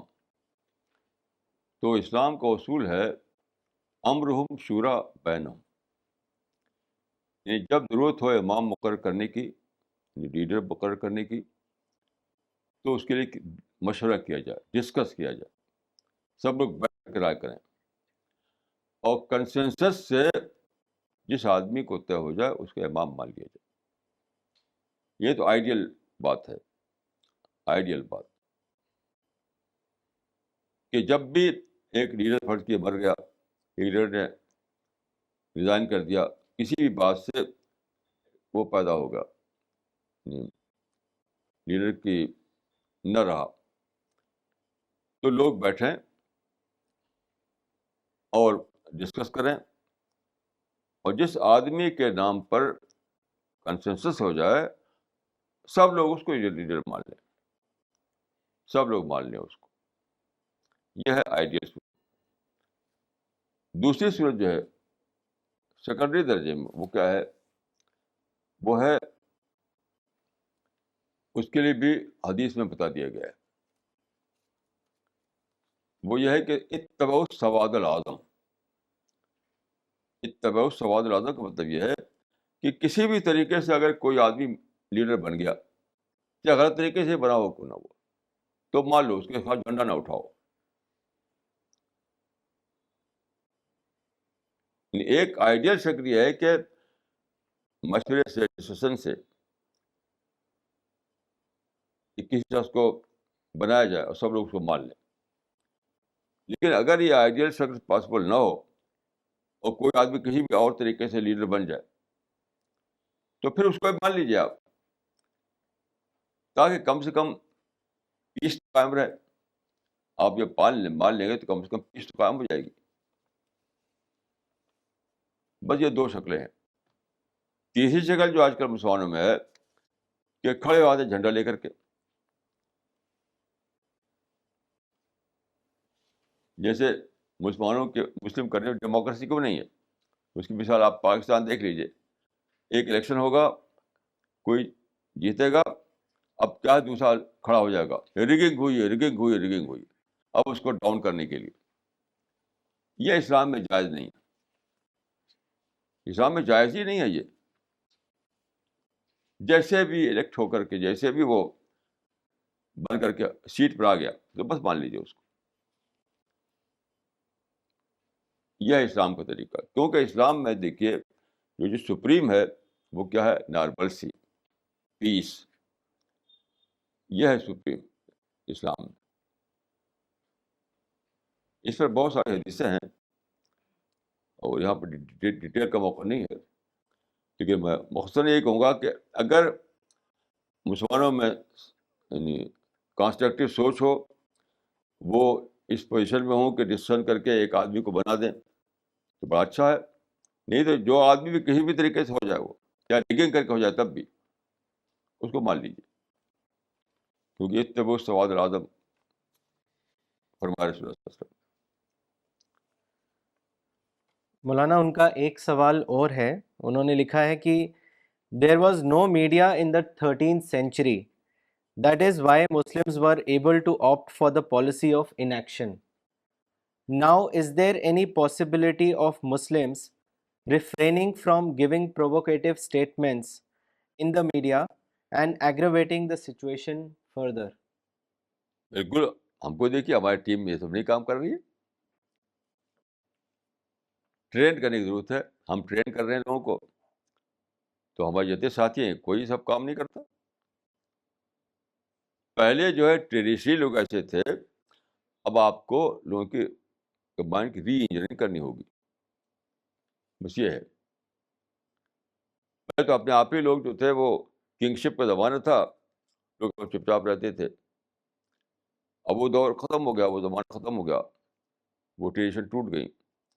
لیکن اب آپ لوگوں کے مائنڈ کی ری انجینئرنگ کیجیے, لوگوں کو پھر سے سمجھائیے. ابھی آج میرے پاس ایک ٹیلیفون آیا صاحب کا صبح, ان کہا کہ آپ کی کتابیں پڑھنے سے پہلے میں سب کو دشمن سمجھتا تھا. سب دشمن ہیں, ہندو دشمن ہے, یہودی دشمن ہے, امریکن دشمن ہے, اسلام کے سب خلاف سازشیں کرتے. سب کے خلاف میرے دل میں دشمنی ہوتی تھی. آپ کی کتابیں پڑھنے کے بعد میرا ذہن بالکل بدل گیا. اب میں سمجھتا ہوں کہ سب انسان ہیں, کوئی دشمن نہیں ہے. یہ ہے ری انجینئرنگ آف مائنڈ. تو پہلے جو چیز اپنے آپ حاصل ہو جاتی تھی, اس کے لیے آپ کو کوشش کرنی پڑے گی. اتنا ہی فرق ہوا ہے. مولانا اگلا سوال کیا ہے مسٹر جان بٹ نے افغانستان سے. انہوں نے پوچھا ہے کہ quite often one sees that Islamic principles and values are being better observed by non-Muslims than by Muslims. At the same time, some Muslims have abandoned the principles of Islam while claiming allegiance to the religion of the Prophet. Is it time for us to reassess what constitutes a Muslim? Should we not consider a Muslim as one who adheres to Islamic values rather than one who claims allegiance to Islam while contravening its principles? Kindly comment. اگر میں صحیح سمجھتا ہوں, سمجھا ہوں اس question کو, اس کا مطلب غالباً یہ ہے کہ ہم ڈکلیئر کریں کہ یہ مسلمان جو ہے اسلام سے دور ہو گیا. غالباً یہ مطلب ہے. مولانا جو وہ اسلام کو ہم، اڈیر کر رہا ہے جی اس کو کہیں کہ بھائی یہ ٹرو مسلم ہے. ہم، جو ہٹ گیا اس کو ڈکلیئر کریں کہ اسلام سے ہٹ گیا. یہ مطلب ہے. مولانا ڈکلیئر کا ورڈ نہیں آیا، بٹ جو آپ مطلب تو یہی ہے. مطلب یہی ہے. ہاں. جی دیکھیے یہ اسلام کی تعلیم نہیں ہے. اسلام میں دیکھیے ایک ہے آئیڈیل، ایک ہے پریکٹیکل. ایک آئیڈیل، ایک ہے پریکٹیکل. تو آئیڈیل سچویشن اگر یعنی اچیویبل نہ ہو تو ہمیں پریکٹیکل پر راضی ہونا پڑتا ہے. تو آئیڈیل تو وہی ہے کہ میں سارے مسلمان اسلام کو فالو کر رہے ہوں، بہت اچھی بات ہے. لیکن اسلام کو اگر فالو نہ کریں، ان میں ڈی جنریشن آ جائے، تب ہمیں کیا کرنا ہے؟ ہمیں سمجھانا بجھانا ہے، پریچنگ کرنا ہے، فتویٰ نہیں دینا ہے. فتویٰ ایکٹیویزم اسلام میں ہے نہیں. آج کل جو فتویٰ ایکٹیویزم چلا ہوا ہے نا، اسلام میں نہیں ہے. یہ سب غلط ہے. مثال کے طور پر دیکھیے، ایک فرقہ ہے، اس کو احمدی فرقہ کہتے ہیں، کوئی لوگ قادیانی کہتے ہیں اس کو. اس کے بعد خوب فتویٰ ایکٹیویزم چلایا گیا. یہ میرے نزدیک سرتاپا غلط تھا بالکل. یعنی اگر کسی نے ایسا یعنی بات کہی تھی جو آپ کے نزدیک اسلام کے خلاف ہے، تو آپ سمجھائیے بجھائے اس کو. فتویٰ دینے کا مطلب کیا ہے؟ یہ کافر ہیں، یہ اسلام سے نکل گئے ہیں. یہ اسلام میں ہے ہی نہیں. امام مسلم نے لکھا ہے، میرے پاس موجود ہے کتاب، کہ لا یکفر احد من اہل القبلہ، لا یکفر احد من اہل القبلہ، یعنی جو قبلہ رخ پر نماز پڑھے اس کی تکفیر نہیں کی جائے گی. اب آپ جائیے، اگر قادیانیوں کو دیکھیے، احمدی لوگ دیکھیں، تو قبلہ کی طرف نماز پڑھتے ہیں. وہ نماز پڑھتے ہیں، ان کا قبلہ بھی کعبہ ہے. تو آپ تکفیر کیوں کی ان کی؟ تو یہ جو سارے علماء مشغول تھے یعنی قادیانیوں یا احمدیوں کی تکفیر بھی، یہ بالکل غلط کام کیا انہوں نے. آپ کو دعوت کرنا ہے، آپ کو سمجھانا ہے. آپ کو یہ رائٹ ہے نہیں کہ تکفیر کریں، آپ ڈکلیئر کریں کہ یہ کافر ہے، یہ پھر زندیق ہے، یہ فلاں ہے. آپ کو you have no right to declare such فتویٰ. You have no right to issue such فتویٰ. تو چاہے قادیانی کا مسئلہ ہو، چاہے احمدی کا مسئلہ ہو، چاہے بریلوی کا مسئلہ ہو، کوئی بھی مسئلہ میں آپ کو اختلاف ہو سکتا ہے، لیکن آپ فتویٰ دینے کا حق نہیں ہے. آپ کو سمجھائیے، اصلاح کیجیے، تبلیغ کیجیے، دعوت کیجیے.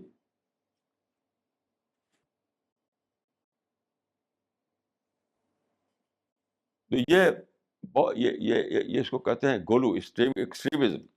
ایکسٹریم اسلام میں ہے نہیں. لا غلو فی الاسلام. یہ در سے فتویٰ دیتے ہیں. تو قادیانیوں کے معاملے میں یا احمدیوں کے معاملے میں جو علماء نے کیا، وہ سب غلو تھا. غلو در سے فتویٰ دے دیا، یہ کافر ہیں. اور حالانکہ ان میں سے کسی نے، جہاں تک میں جانتا ہوں، یہ نہیں کیا کہ ان لوگوں سے ملے، ہمدردی کے ساتھ، خرخائی کے ساتھ سمجھائے کہ تمہارا عقیدہ کیا ہے. سمجھے اس کو عقیدے کو. کیا واقعہ تم دعویٰ کرتے ہو کہ میں نبی ہوں، یا کچھ اور تم کہتے ہو، اس کو سمجھو. اور پھر اگر تمہارے نزدیک وہ غلط ان کا عقیدہ ہے تو اس کو سمجھاؤ، ان کے عقیدے کو درست کرو. بس فتویٰ دینا جائز نہیں، اور مارنا کاٹنا اور بھی ناجائز ہے. آج کل کیا ہے، مارنے کاٹنے شروع کر دیتے ہیں، یقتل الحدن شروع ہو جاتا ہے. یہ سب بالکل اسلام کے خلاف ہے. صرف ہمارے لیے ایک ہی آپشن ہے، وہ ہے دعوت، اصلاح، تفہیم، بس. We have no option other than دس.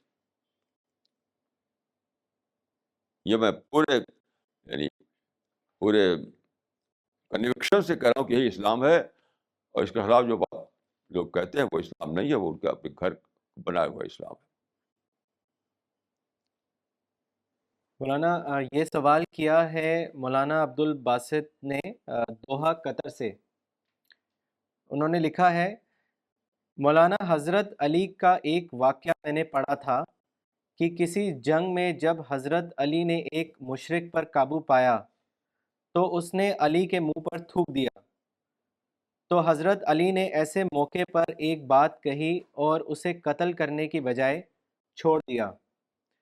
پوچھا گیا تو بتایا کہ میں اگر اس کے تھوکنے کے بعد قتل کرتا تو وہ خدا کی راہ میں نہ ہوتا بلکہ میرا جذباتی اعمال ہوتا.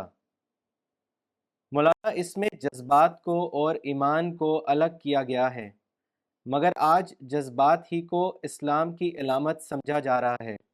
ایسا کیوں ہے؟ بھائی ایسا کیوں ہے کہ مسلمان دور زوال میں ہیں. ڈی جنریشن ان کا ہو چکا ہے. یہ تو قرآن حدیث سے ثابت ہے کہ مسلمانوں کا ایک زمانہ آئے گا کہ جب کوئی ڈی جنریشن ہو جائے گا. لم یبق من الاسلام میں الا اسمہ، اسلام کا صرف نام باقی رہ جائے گا. یہاں تک کہ مسجدیں میں نمازی ہوں گے لیکن ہدایت نہیں ہوگی ان میں. مساجد عامرہ و خراب الہدا، یہ مسجدیں نمازی بھری ہوں گی لیکن ہدایت سے خالی ہوں گی. یہ تو ہونے والا تھا. یہ تو لا آف ڈی جنریشن جو ہے سب کے لیے ہوتا ہے، کوئی مسلمانوں کے لیے نہیں. ابن خلدون نے لکھا ہے کہ للاقوام اعمار کما للافراد اعمار. تو جس طرح سے افراد جو ہیں جوان ہوتے ہیں پھر بوڑھے ہوتے ہیں، ایسی قومیں بھی جوان ہوتی بوڑھی ہوتی، مطلب ان کا ڈی جنریشن ہوتا ہے. تو مسلمان آج کا ڈی جنریٹڈ لاٹ ہے. میں تو ان کو مانتا ہوں، میں ان کو ڈی جنریشن کے آخری حد پہ سمجھتا ہوں. ان لوگوں کو قرآن و حدیث ان کا ایک بزنس ہے بس، اس کی اسپرٹ کہیں موجود نہیں ہے. جس معاملے میں دیکھیے وہ قرآن حدیث ہٹے ہوئے ہیں. وہ تو دور زوال میں ہے یہ. اور زوال تو ہر قوم کو آتا ہے. دور زوال جو ہے ایسا نہیں کہ مسلمان ایکسیپشن ہے. یہ عیسائیوں کو زوال آیا، مذہبی زوال. یہودوں کو مذہبی زوال آیا تو مسلمان مذہبی زوال آئے گا. تو اب ہمیں جو کرنا ہے وہ ہے کہ پھر سے لوگوں کو سمجھائیں، پھر سے لوگوں کو ذہنی تعمیر کریں، جس کو میں کہتا ہوں ری انجینئرنگ آف مائنڈ. جو ایگزسٹنگ سچویشن ہے مسلمانوں کی وہ تو یہی ہے، لیکن ہمیشہ ایسا ہوتا ہے کہ آپ ان کو سمجھا بجھا کر کے ایک نیا انسان بنا سکتے ہیں. جیسے میں نے بتایا کہ آج میرے پاس جو ٹیلی فون آیا، وہ آدمی نے کہا کہ میں سب سے نفرت کرتا تھا، میری کتابیں پڑھتے پڑھتے اب سب کا وہ خرخواہ بن گیا، سب کو انسان سمجھنے لگا. تو لوگوں کے ذہن کو بدلیے، لوگوں کی سوچ کو بدلیے. یہاں سے here is the starting point. مولانا یہ سوال کیا ہے مسٹر خواجہ کلیم الدین نے پینسلوینیا یو ایس اے سے. انہوں نے لکھا ہے مولانا صاحب I would like to share with you a similar unwise attitude of Muslims here in the USA. Muslims here chose a controversial place for their cultural religious activities. According to a study, majority of Americans do not like that center be built at that particular place. The so-called Islamophobia increased many folds because of this. At this point, no noteworthy Muslim leader or Muslim organization is advising the group to build that center away from the controversial place except you. Maulana Saab, my question to you is, what made Muslims of today world over to act counter to the prophetic wisdom and get furious and violent when someone does a critical study of the Prophet's life, when they themselves are not acting on his model? Kindly comment. دیکھیے مسلمان جو ہے وہ قومی اسلام پر ہیں، یہ قومی مذہب پر ہیں، یہ خدائی مذہب پر نہیں ہے. مسلمان جو آج ہے وہ سب قومی مذہب پر ہیں، خدائی مذہب پر نہیں ہے وہ. تو قومی مذہب کیا ہے؟ تعصبات پہ چلتا ہے، نفرتوں پہ چلتا ہے، ریئیکشن پہ چلتا ہے. تو مسلمانوں نے یعنی اگر اسلام پر ہوتے وہ تو ان کے ہاں دعوت کا کانسیپٹ ہوتا. دعوت کے کانسیپٹ میں کیا ہوتا ہے کہ ساری دنیا کو آپ کو یکساں طور پر انسان سمجھنا پڑتا ہے. سب کو انسان سمجھنا، سب کا خیر خواہ ہونا، چاہے وہ آپ کے ساتھ ظلم کریں تب بھی.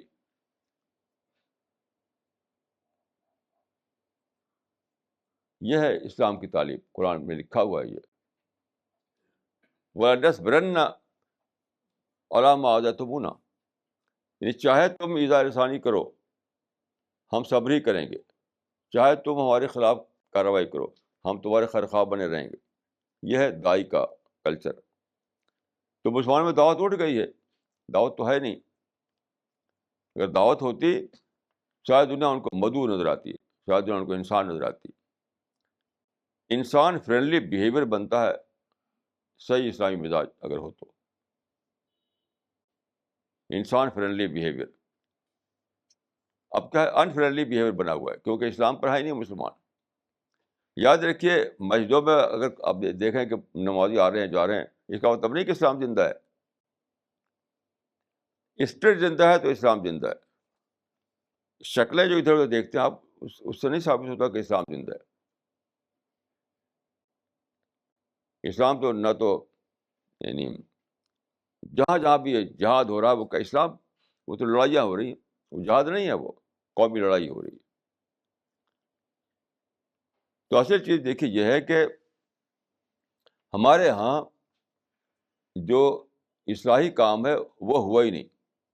یعنی یہ تو ہونا ہی تھا کہ مسلمان جو ہے ان کا ڈی جنریشن ہو، ان کا زوال آ جائے ان کے اوپر. یہ تو ہونا تھا. اب اس کے بعد کیا کرنا تھا؟ وہ تھا کہ پھر سے لوگوں کے ذہن کو بدلنا، پھر سے سوچ کو بدلنا، پھر سے ان کے اندر جو کہتے ہیں احیاء ملت کرنا. وہ کام ہی نہیں ہوا. ہر آدمی جہاد کرنے کھڑا ہو گیا، لڑائی بھڑائی کے لیے کھڑا ہو گیا. جتنے بھی سو کال ریفارمر ہمارے یہاں ہیں وہ لڑائی بھڑائی والے ریفارمر ہیں. ذہن کی اصلاح کرنے والا کون ہے؟ جیسے میں نے مثال دیا آپ کو کہ قادیانی اور احمدیوں کے خلاف ایک ہنگامہ کھڑا کر دیا لوگوں نے. اس کہا کہ مارو ان کو، قتل کرو ان کو کافر بناؤ.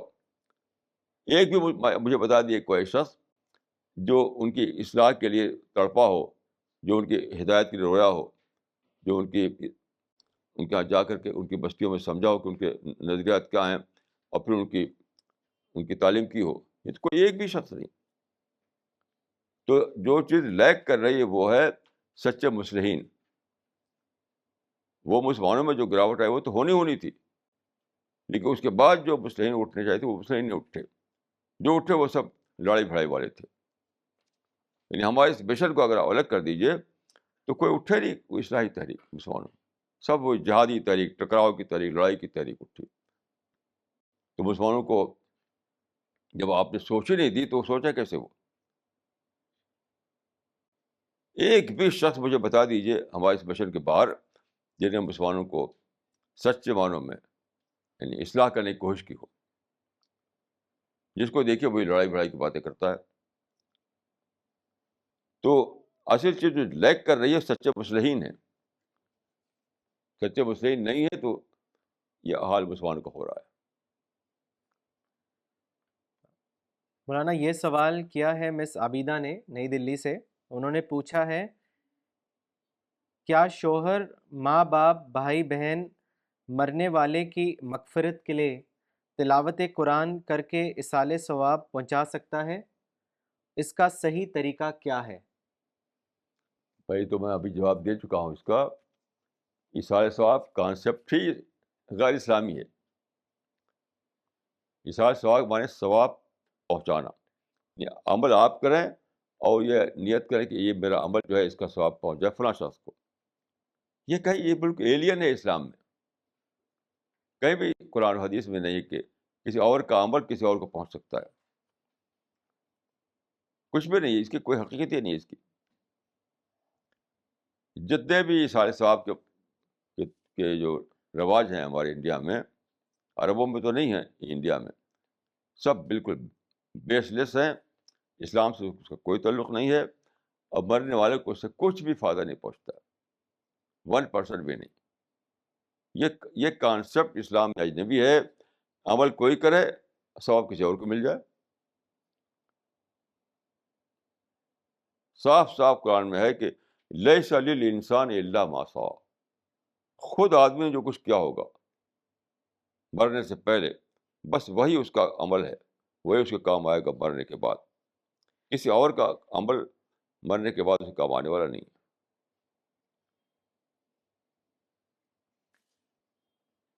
مولانا ایک سوال اور پوچھا گیا ہے دلی سے.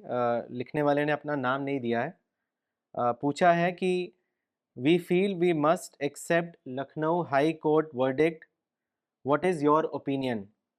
How can we compel Waqf board for not going for appeal? Should a mosque be rebuilt adjoining to Ram Mandir? Kindly comment. دیکھیے آج کا جو رجحان ہے مسلمانوں کا ہے وہ کیا ہے؟ مسلمانوں کا نہیں، سو کال لیڈروں کا، کہ ہم سپریم کورٹ میں جائیں گے. یہ بالکل اسٹپڈ بات ہے، اسٹپڈ. یعنی اگر ابھی جو ججمنٹ آیا ہے اس کو مسلمان سمجھتے ہیں کہ یہ مسلمانوں کے ساتھ انصاف نہیں ہوا ہے، اور چاہتے ہیں کہ سپریم کورٹ پہ جائے. جس سپوز سپریم کورٹ کا ججمنٹ ایک دم مسلمانوں کے حق میں ہو جائے، سپوز سپریم کورٹ کا دے کہ وہ جو زمین ہے وہ ساری کی ساری مسلمانوں کو دے دی جائے، فرض کیجیے، کیا آپ سمجھتے ہیں کہ ایسا ہو جائے گا؟ مسلمانوں نے 1985 میں اسی ملک میں شاہ بانو کے معاملے میں جو کیا وہ بھول گئے. وہ شاہ بانو کی کیس جو تھا، سپریم کورٹ نے ججمنٹ دیا اپنا، سپریم کورٹ نے، اور سارے مسلمانوں کے خلاف کھڑے ہوئے اٹھ کر کہ ہم نہیں مانتے اس کو، رد کر دیا اس فیصلے کو. تو جو مسلمانوں نے کیا وہ ہندو کے، یعنی ہندو کو اس کا حق نہیں ہے. اگر مسلمان سمجھتے ہیں کہ ہمارا رائٹ ہے کہ ہم سپریم کورٹ کے فیصلے کو نہ مانیں، تو آپ سمجھتے ہیں کہ ہندو کا رائٹ نہیں ہے یہ؟ تو سپوز سپریم کورٹ فیصلہ دے دے آپ کے حق میں، تب بھی وہ چلنے والا نہیں ہے. تو ہندو کمیونٹی کھڑی ہو جائے گی کہ ہم نہیں مانتے، جیسے کہ آپ کھڑے ہوئے شاہ بانو کے معاملے میں. یہ سب بالکل اسٹپڈ باتیں ہیں، احمقانہ باتیں ہیں. کچھ نہیں، آپ اس کو فل اسٹاپ لگائیے، کوئی کام مت لگائیے. جو لوگ یہ کہتے ہیں کہ آؤٹ آف کورٹ اس کو ڈیسائیڈ کیا جائے دونوں کمیٹی مل کر کے، وہ اس بات کہ آپ پھر کام لگا رہے ہیں. جو یہ کہتے ہیں کہ سپریم کورٹ میں ہم جائیں، اس کا مطلب وہ کام لگا رہے ہیں. میں نے بار بار یہ کہا ہے کہ اس میں کام لگائیں گے تو لگتا ہی رہے گا کام فار ایور. اور فل اسٹاپ لگائیے، کہیں نہ کہیں روک دیجیے بس. تو اب جو صحیح اسٹینڈ مسلمان ہونا چاہیے وہ یہ ہونا چاہیے کہ کورٹ کے جو بھی فیصلے ہوتے ہیں اس کو امپلیمنٹ کرنے کی ذمہ داری ہوتی ہے گورنمنٹ کی، ایڈمنسٹریشن کی. تو جو فیصلہ کیا ہے کورٹ نے، اب کورٹ کے فیصلے کے بعد اب جو کام ہے گورنمنٹ کا شروع ہوتا ہے، گورنمنٹ کو امپلیمنٹ کرے. اگر گورنمنٹ کے نزدیک فیصلے میں کوئی لیکنا ہے تو اس کو کلیریفائی کروائے خود گورنمنٹ کلیریفائی کروائے پھر سے اس سے، مسلمان سے الگ ہو جائے بالکل. مسلمان کا رول ختم ہو گیا. اور کامہ لگائیں گے تو کامہ لگتا رہے گا یہاں تک کہ آپ برباد ہوتے رہیں گے، اور کوئی کہیں بھی یعنی کبھی بھی چیز سے ڈیسائیڈ نہیں ہوگا، کبھی بھی نہیں ہوگی ڈیسائیڈ. یہ ناؤ اور نیور کا معاملہ ہے. یعنی آج یا تو آج آپ فل اسٹاپ لگا دیجیے، اور نہیں تو کبھی فل اسٹاپ نہیں لگے گا. میں نے 1992 میں کہا تھا کہ فل اسٹاپ لگاؤ اور کام مت لگاؤ، نہیں تو لگتا جائے گا کام ایک کے بعد ایک کے بعد ایک بات. وہی ہو رہا، 60 برس سے کام لگ رہے ہیں، تو ابھی 60 برس اور کام لگتے رہیں گے. کچھ بھی نہیں. مسلمان اس معاملے میں خاموش ہو جائیں اور یہ مان لیں کہ عدالت کا فیصلہ جو ہے اس کو امپلیمنٹ کرنا گورنمنٹ کا کام ہے، وہ کرے. کلیفیکیشن چاہیے گورنمنٹ کو تو وہ خود پوچھے کورٹ سے. اب کام گورنمنٹ کا ہے، مسلمانوں کو کچھ بھی نہیں. مولانا یہ مطلب سوال اس سے پیس قائم ہوگا، نارملسی قائم ہوگی، ہندو مسلموں کے تعلقات جو ہے نارمل ہو جائیں گے، اور وہ سپریم ہے، اسی کو میں سپریم سمجھتا ہوں۔ مولانا یہ سوال کیا ہے مولانا عبد الباسط عمری نے دوحہ قطر سے۔ انہوں نے لکھا ہے مولانا بابری مسجد سے متعلق عدالتی فیصلے میں مسلمانوں کو بھی ایک حصہ دینے کی بات کہی گئی ہے، یہ پہلے سے تو بہتر تھی، مسلمان اس کو ایکسیپٹ کرتے اور دعوت اللہ کے لیے پوری طرح مستعد ہوتے، مگر ایسا نہیں ہوا۔ اب سپریم کورٹ میں مقدمہ دائر کرنے کی بات کر رہے ہیں، کیا یہ صورتحال وہی نہیں ہے جو عرب میں فلسطین کے متعلق ہوا؟ 1947 میں جو بات کہی گئی تو اسے مسلمانوں نے مانا نہیں، اب مسلمان اس سے بھی ہاتھ دھو بیٹھے ہیں، اس کے بارے میں بتائیں۔ ہاں صحیح بات ہے، 1948 میں فلسطین کو تقسیم کیا گیا، اس کا پارٹیشن کیا گیا، رفلی آدھا دیا گیا یہودی لوگوں کو، آدھا دیا عرب لوگوں کو۔ مسلمانوں کو مان لینا چاہیے تھا اس کو، لیکن انہوں نے کام لگا دیا، اور آج تک کام ہی لگ رہا، اور جو تھا وہ بھی کھو دیا عربوں نے۔ دیکھیے کنٹروورشل معاملات میں آپ کو اسٹیٹس کو ماننا پڑتا ہے، یاد رکھیے، کنٹروورشل معاملات میں اگر اسٹیٹس کو نہ مانے تو کبھی بھی بات ختم نہیں ہوتی، کبھی بات ختم نہیں ہوتی۔ 48 میں جو اسٹیٹس کو تھا فلسطین کا، اس کو ماننا چاہیے تھا ان کو۔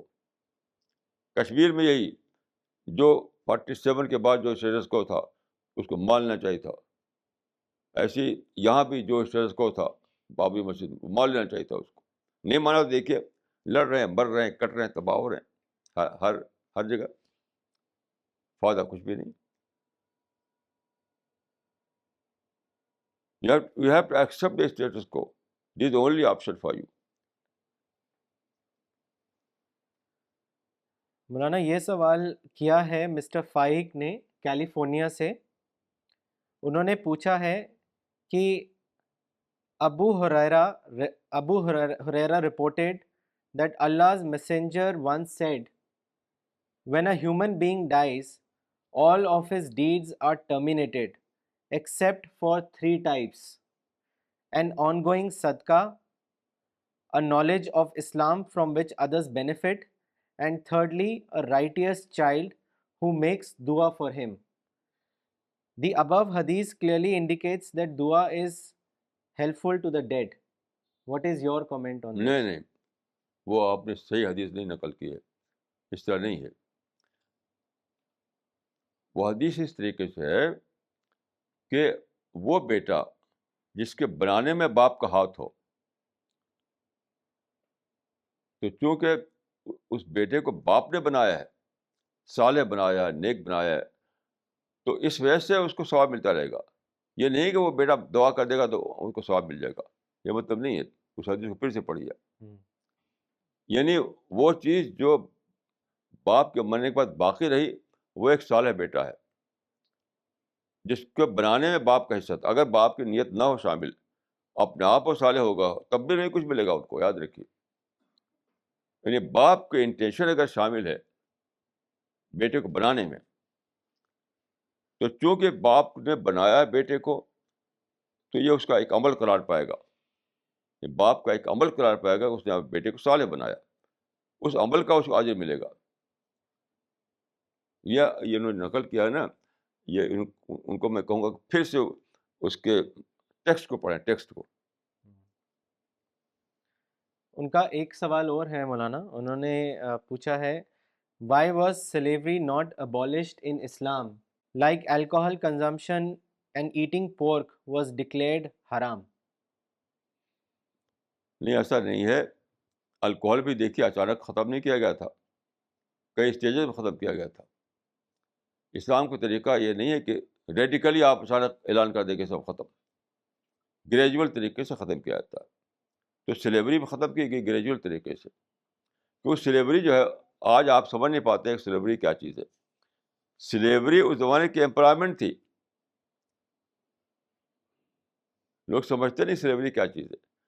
اس زمانے میں جب کہ آج کل کی طرح سے انڈسٹری نہیں تھی, آج کی طرح سے یہ جو اتنے سارے طریقے ہیں کمانے کے وہ سب نہیں تھے, تو اس زمانے میں سلیوری ایک امپلائمنٹ تھا. تو اچانک ابالش کر دیا جائے تو بہت سارے لوگ بے روزگار ہو جائیں گے. کہاں کھپیں گے وہ لوگ؟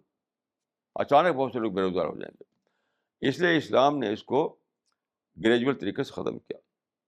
ایک عرب نے بہت اچھا لکھا ہے, ایک ان کا میں نے پڑھا, ان کی ایک کتاب ہے, وہ مشکلات القرآن اس کا نام ہے, کہ اسلام نے سلیوری کے معاملے میں ایک فارم جو اصول اختیار کیا وہ یہ تھا کہ تضییق المدخل اور توسیع المخرج, یعنی گریجول طور پر یہ کرنا کہ نئے سلیب نہ بنے اور پچھلے سلیب جو ہے وہ ختم ہوتے چلے جائیں. مختلف چیزوں میں مثلا کفارہ ادا کرنا, مختلف چیزوں کو آزاد کرنے کا ثواب جو بتایا گیا وغیرہ. تو اسلام نے یہ طریقہ اختیار کیا کہ اچانک ختم نہ کر کے گریجول طور پر ختم کرنا. وہ طریقہ یہ تھا کہ نئی سلیوری تو بند کر دی گئی اسی وقت, لیکن جو آلریڈی جو سلیب تھے ان کے لیے مختلف طریقوں سے یہ کیا گیا کہ دھیرے دھیرے وہ آزاد ہو کر سوسائٹی میں ابزارب ہوتے چلے جائے. اسی کو انہوں نے کہا ہے کہ تضییق المخرج توسیع المدخل. یہ مذہب بہت صحیح ہے, میں سمجھتا ہوں کہ اس کو تو اسلام میں یہ ہو کہ نئے سلیب نہ بنائے جائیں, اور پچھلے جو سلیب ہیں جو گویا کہ ان کا روزگار وہی تھا کہیں, تو ان کو دھیرے دھیرے ختم کیا جائے اور ان کو سوسائٹی میں ابزارب کر دیا جائے. آج کوئی سلیب بنائے تو بالکل حرام ہوگا. وہ سلیب بنا اب اسلام میں جائز نہیں. جو تھے ماضی کے بس وہ تھے سلیب, آج آپ سلیب بنائے تو جائز نہیں ہے.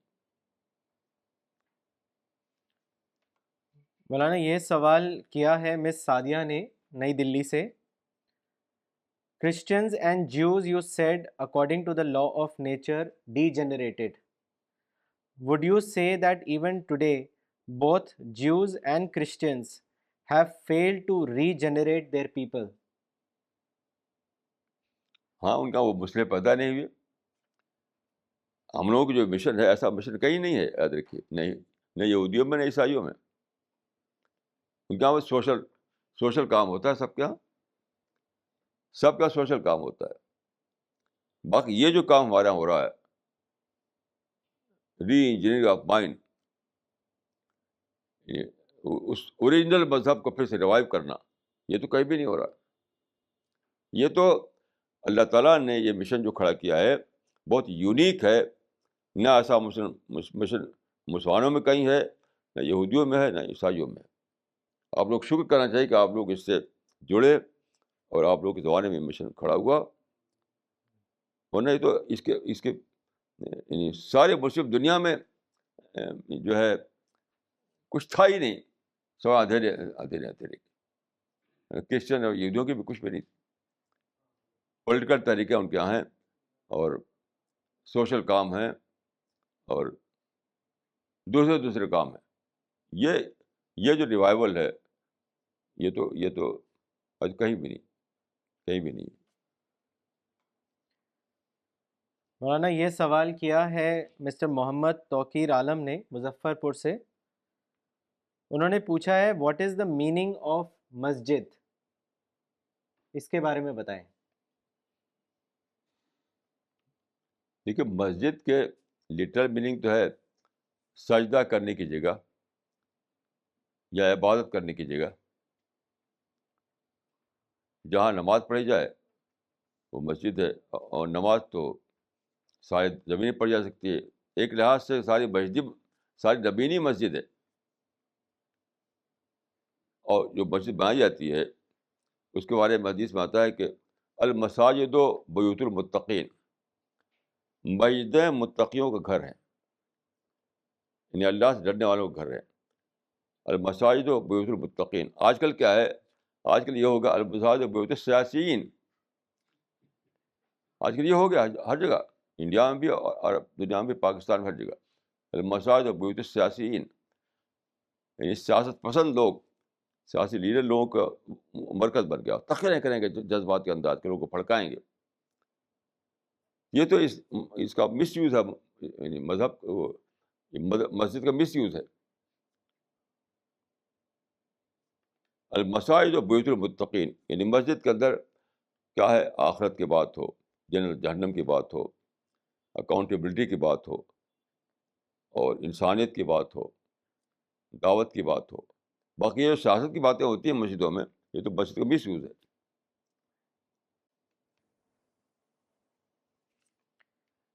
مولانا یہ سوال مس مہرین نے کیا ہے دلی سے. انہوں نے لکھا ہے اسلام 4-5 فرقوں میں کیسے بٹ گیا، جبکہ پروفٹ آف اسلام کی وفات کے بعد صحابہ پروفٹ کے بتائے ہوئے راستے پر چلتے آئے. آج کے سمے میں جو مسلم صحیح حدیث سے دور ہیں اور بدعت کرتے ہیں، انہیں کیسے روکا جائے؟ جب وہ ہمارے بات ماننے سے انکار کریں اور یہ جواب دیں کہ آج کے ٹائم میں بہت سے نئی نئی حدیثیں نکل رہی ہیں جو کہ غلط ہیں، اس کے بارے میں بتائیں. دیکھیے آپ، یہ یہاں میں ڈیٹیل نہیں بتا سکتا. میری ایک کتاب ہے، اس کا نام ہے تجدید دین. اس میں آپ اس کی تفصیل پڑھ لیجئے. یہ چاروں جو وہ بنے ہیں فقہی اسکول، اس کی حقیقت کیا ہے، اس میں آپ اس کو پا سکتے ہیں. اس کا نام ہے کتاب کا تجدید دین. اس کو آپ پڑھیے، اس میں ساری بات آپ کو مل جائے گی. مولانا ان کا ایک اور سوال ہے، وہ پوچھ رہی ہیں کہ غیر مسلم کو دعوت دینے کا صحیح طریقہ کیا ہے؟ صحیح طریقہ ہے کہ خیرخواہ بن جائیے. جب ماں خیرخواہ ہوتی ہے اپنے بیٹے کی، تو کیا بیٹا، کوئی ماں جا کے پوچھتی ہے محلے میں کہ بھائی میں کیا کروں بیٹے کے لیے؟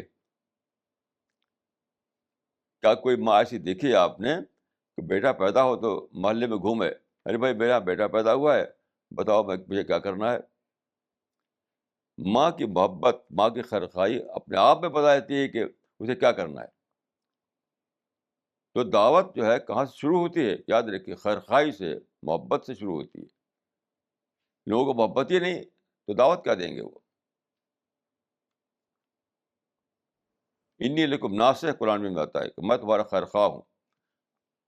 تو ماں خیرخواہ ہوتی ہے، اس لیے وہ جان لیتی ہے کہ مجھے کیا کرنا ہے اپنے بیٹے کے بارے میں.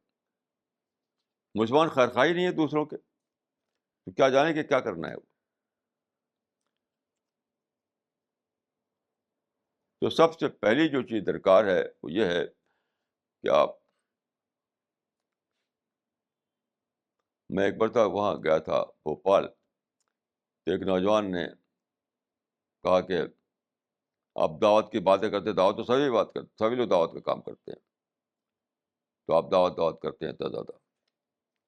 میں نے کہا آپ نے دعوت کو سمجھا نہیں.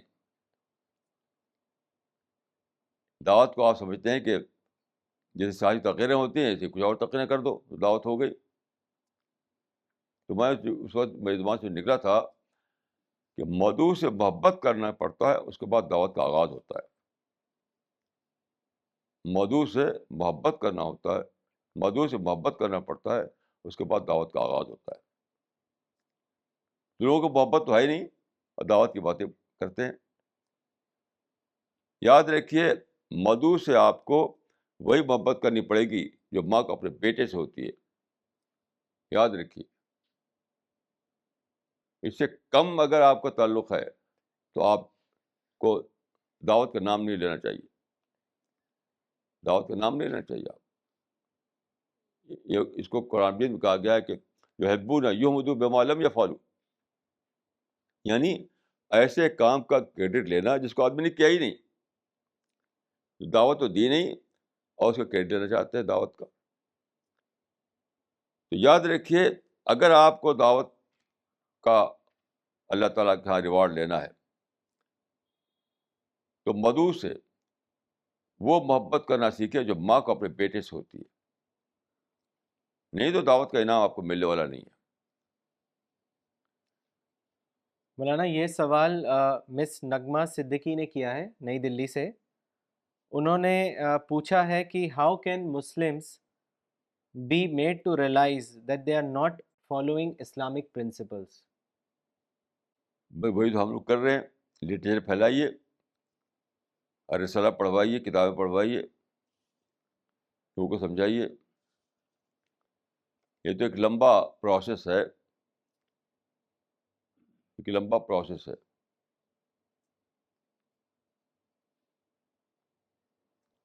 ایک مجلس میں آپ نے امید کر سکتے کہ آدمی سمجھ لے گا اس بات کو. اس کو بہت کچھ پڑھنا پڑے گا, بہت کچھ سیکھنا پڑے گا, اس کے مائنڈ کی یعنی ڈی کنڈیشننگ کرنی ہوگی. ہر آدمی کنڈیشننگ کا کیس ہے, اور ڈی کنڈیشننگ بہت ہی زیادہ مشکل پروسیس ہے. جب تک ڈی کنڈیشن نہ ہو جائے آدمی کچھ نہیں سمجھے گا. تو یہ تو ایک لمبا پروسیس ہے, ایک بہت ہی بہت بڑی ایک کیمپین چلانا ہے, اور صبح شام سوچنا ہے, صبح شام اسی کے لیے کھلنا ہے, صبح شام اسی کے لیے پلاننگ کرنا ہے, تب جا کے رزلٹ نکلے گا. ایسے رزلٹ نکلنے والا نہیں ہے. مولانا یہ سوال کیا ہے مولانا ذکوان ندوی نے نئی دلی سے. انہوں نے آپ سے پوچھا ہے کہ کیا موجودہ مسلمانوں کو تحریک کے ذریعے ریفارم یا چینج کیا جا سکتا ہے؟ کیا کسی ڈی جنریٹڈ اہل کتاب کمیونٹی کے بارے میں ایسا سمجھنا صحیح ہے؟ نہیں, یہ تو پیغمبر بھی نہیں کر سکتا کہ پوری پوری کمیونٹی زندہ کر دے. حضرت موسیٰ جو ہے سارے یہودیوں کو زندہ نہیں کر سکے. خود رسول اللہ صلی اللہ علیہ وسلم جو قریش تھے, جو وہاں عرب کے لوگ تھے, وہ ابراہیمی امت اپنے کو سمجھتے تھے. تو ایک ایک فرد تھوڑی ہو گیا. دیکھیے, اصلاح کا نتیجہ ہم فرد پر نکلتا ہے, اجتماع پر نہیں نکلتا. چاہے پیغمبر کا کام ہو یا ہمارا آپ کا کام ہو, کچھ فرد کی اصلاح ہو جائے گی, اور ساری کی ساری کمیونٹی ون ٹو آل ایک دم اس کا اوور ہال ہو جائے, ایسا کبھی تاریخ میں ہوا نہیں, نہ آج ہو سکتا ہے. تو ہمارا ٹارگٹ فرد ہونا چاہیے, انڈیویجول. ہمارا جو ٹارگٹ ہے انڈیویجول ہونا چاہیے. اور انڈیویجول لیول پر آج بھی خدا کے فضل سے یعنی لوگوں کو اصلاح ہو رہی ہے, لوگوں کو سچائی مل رہی ہے.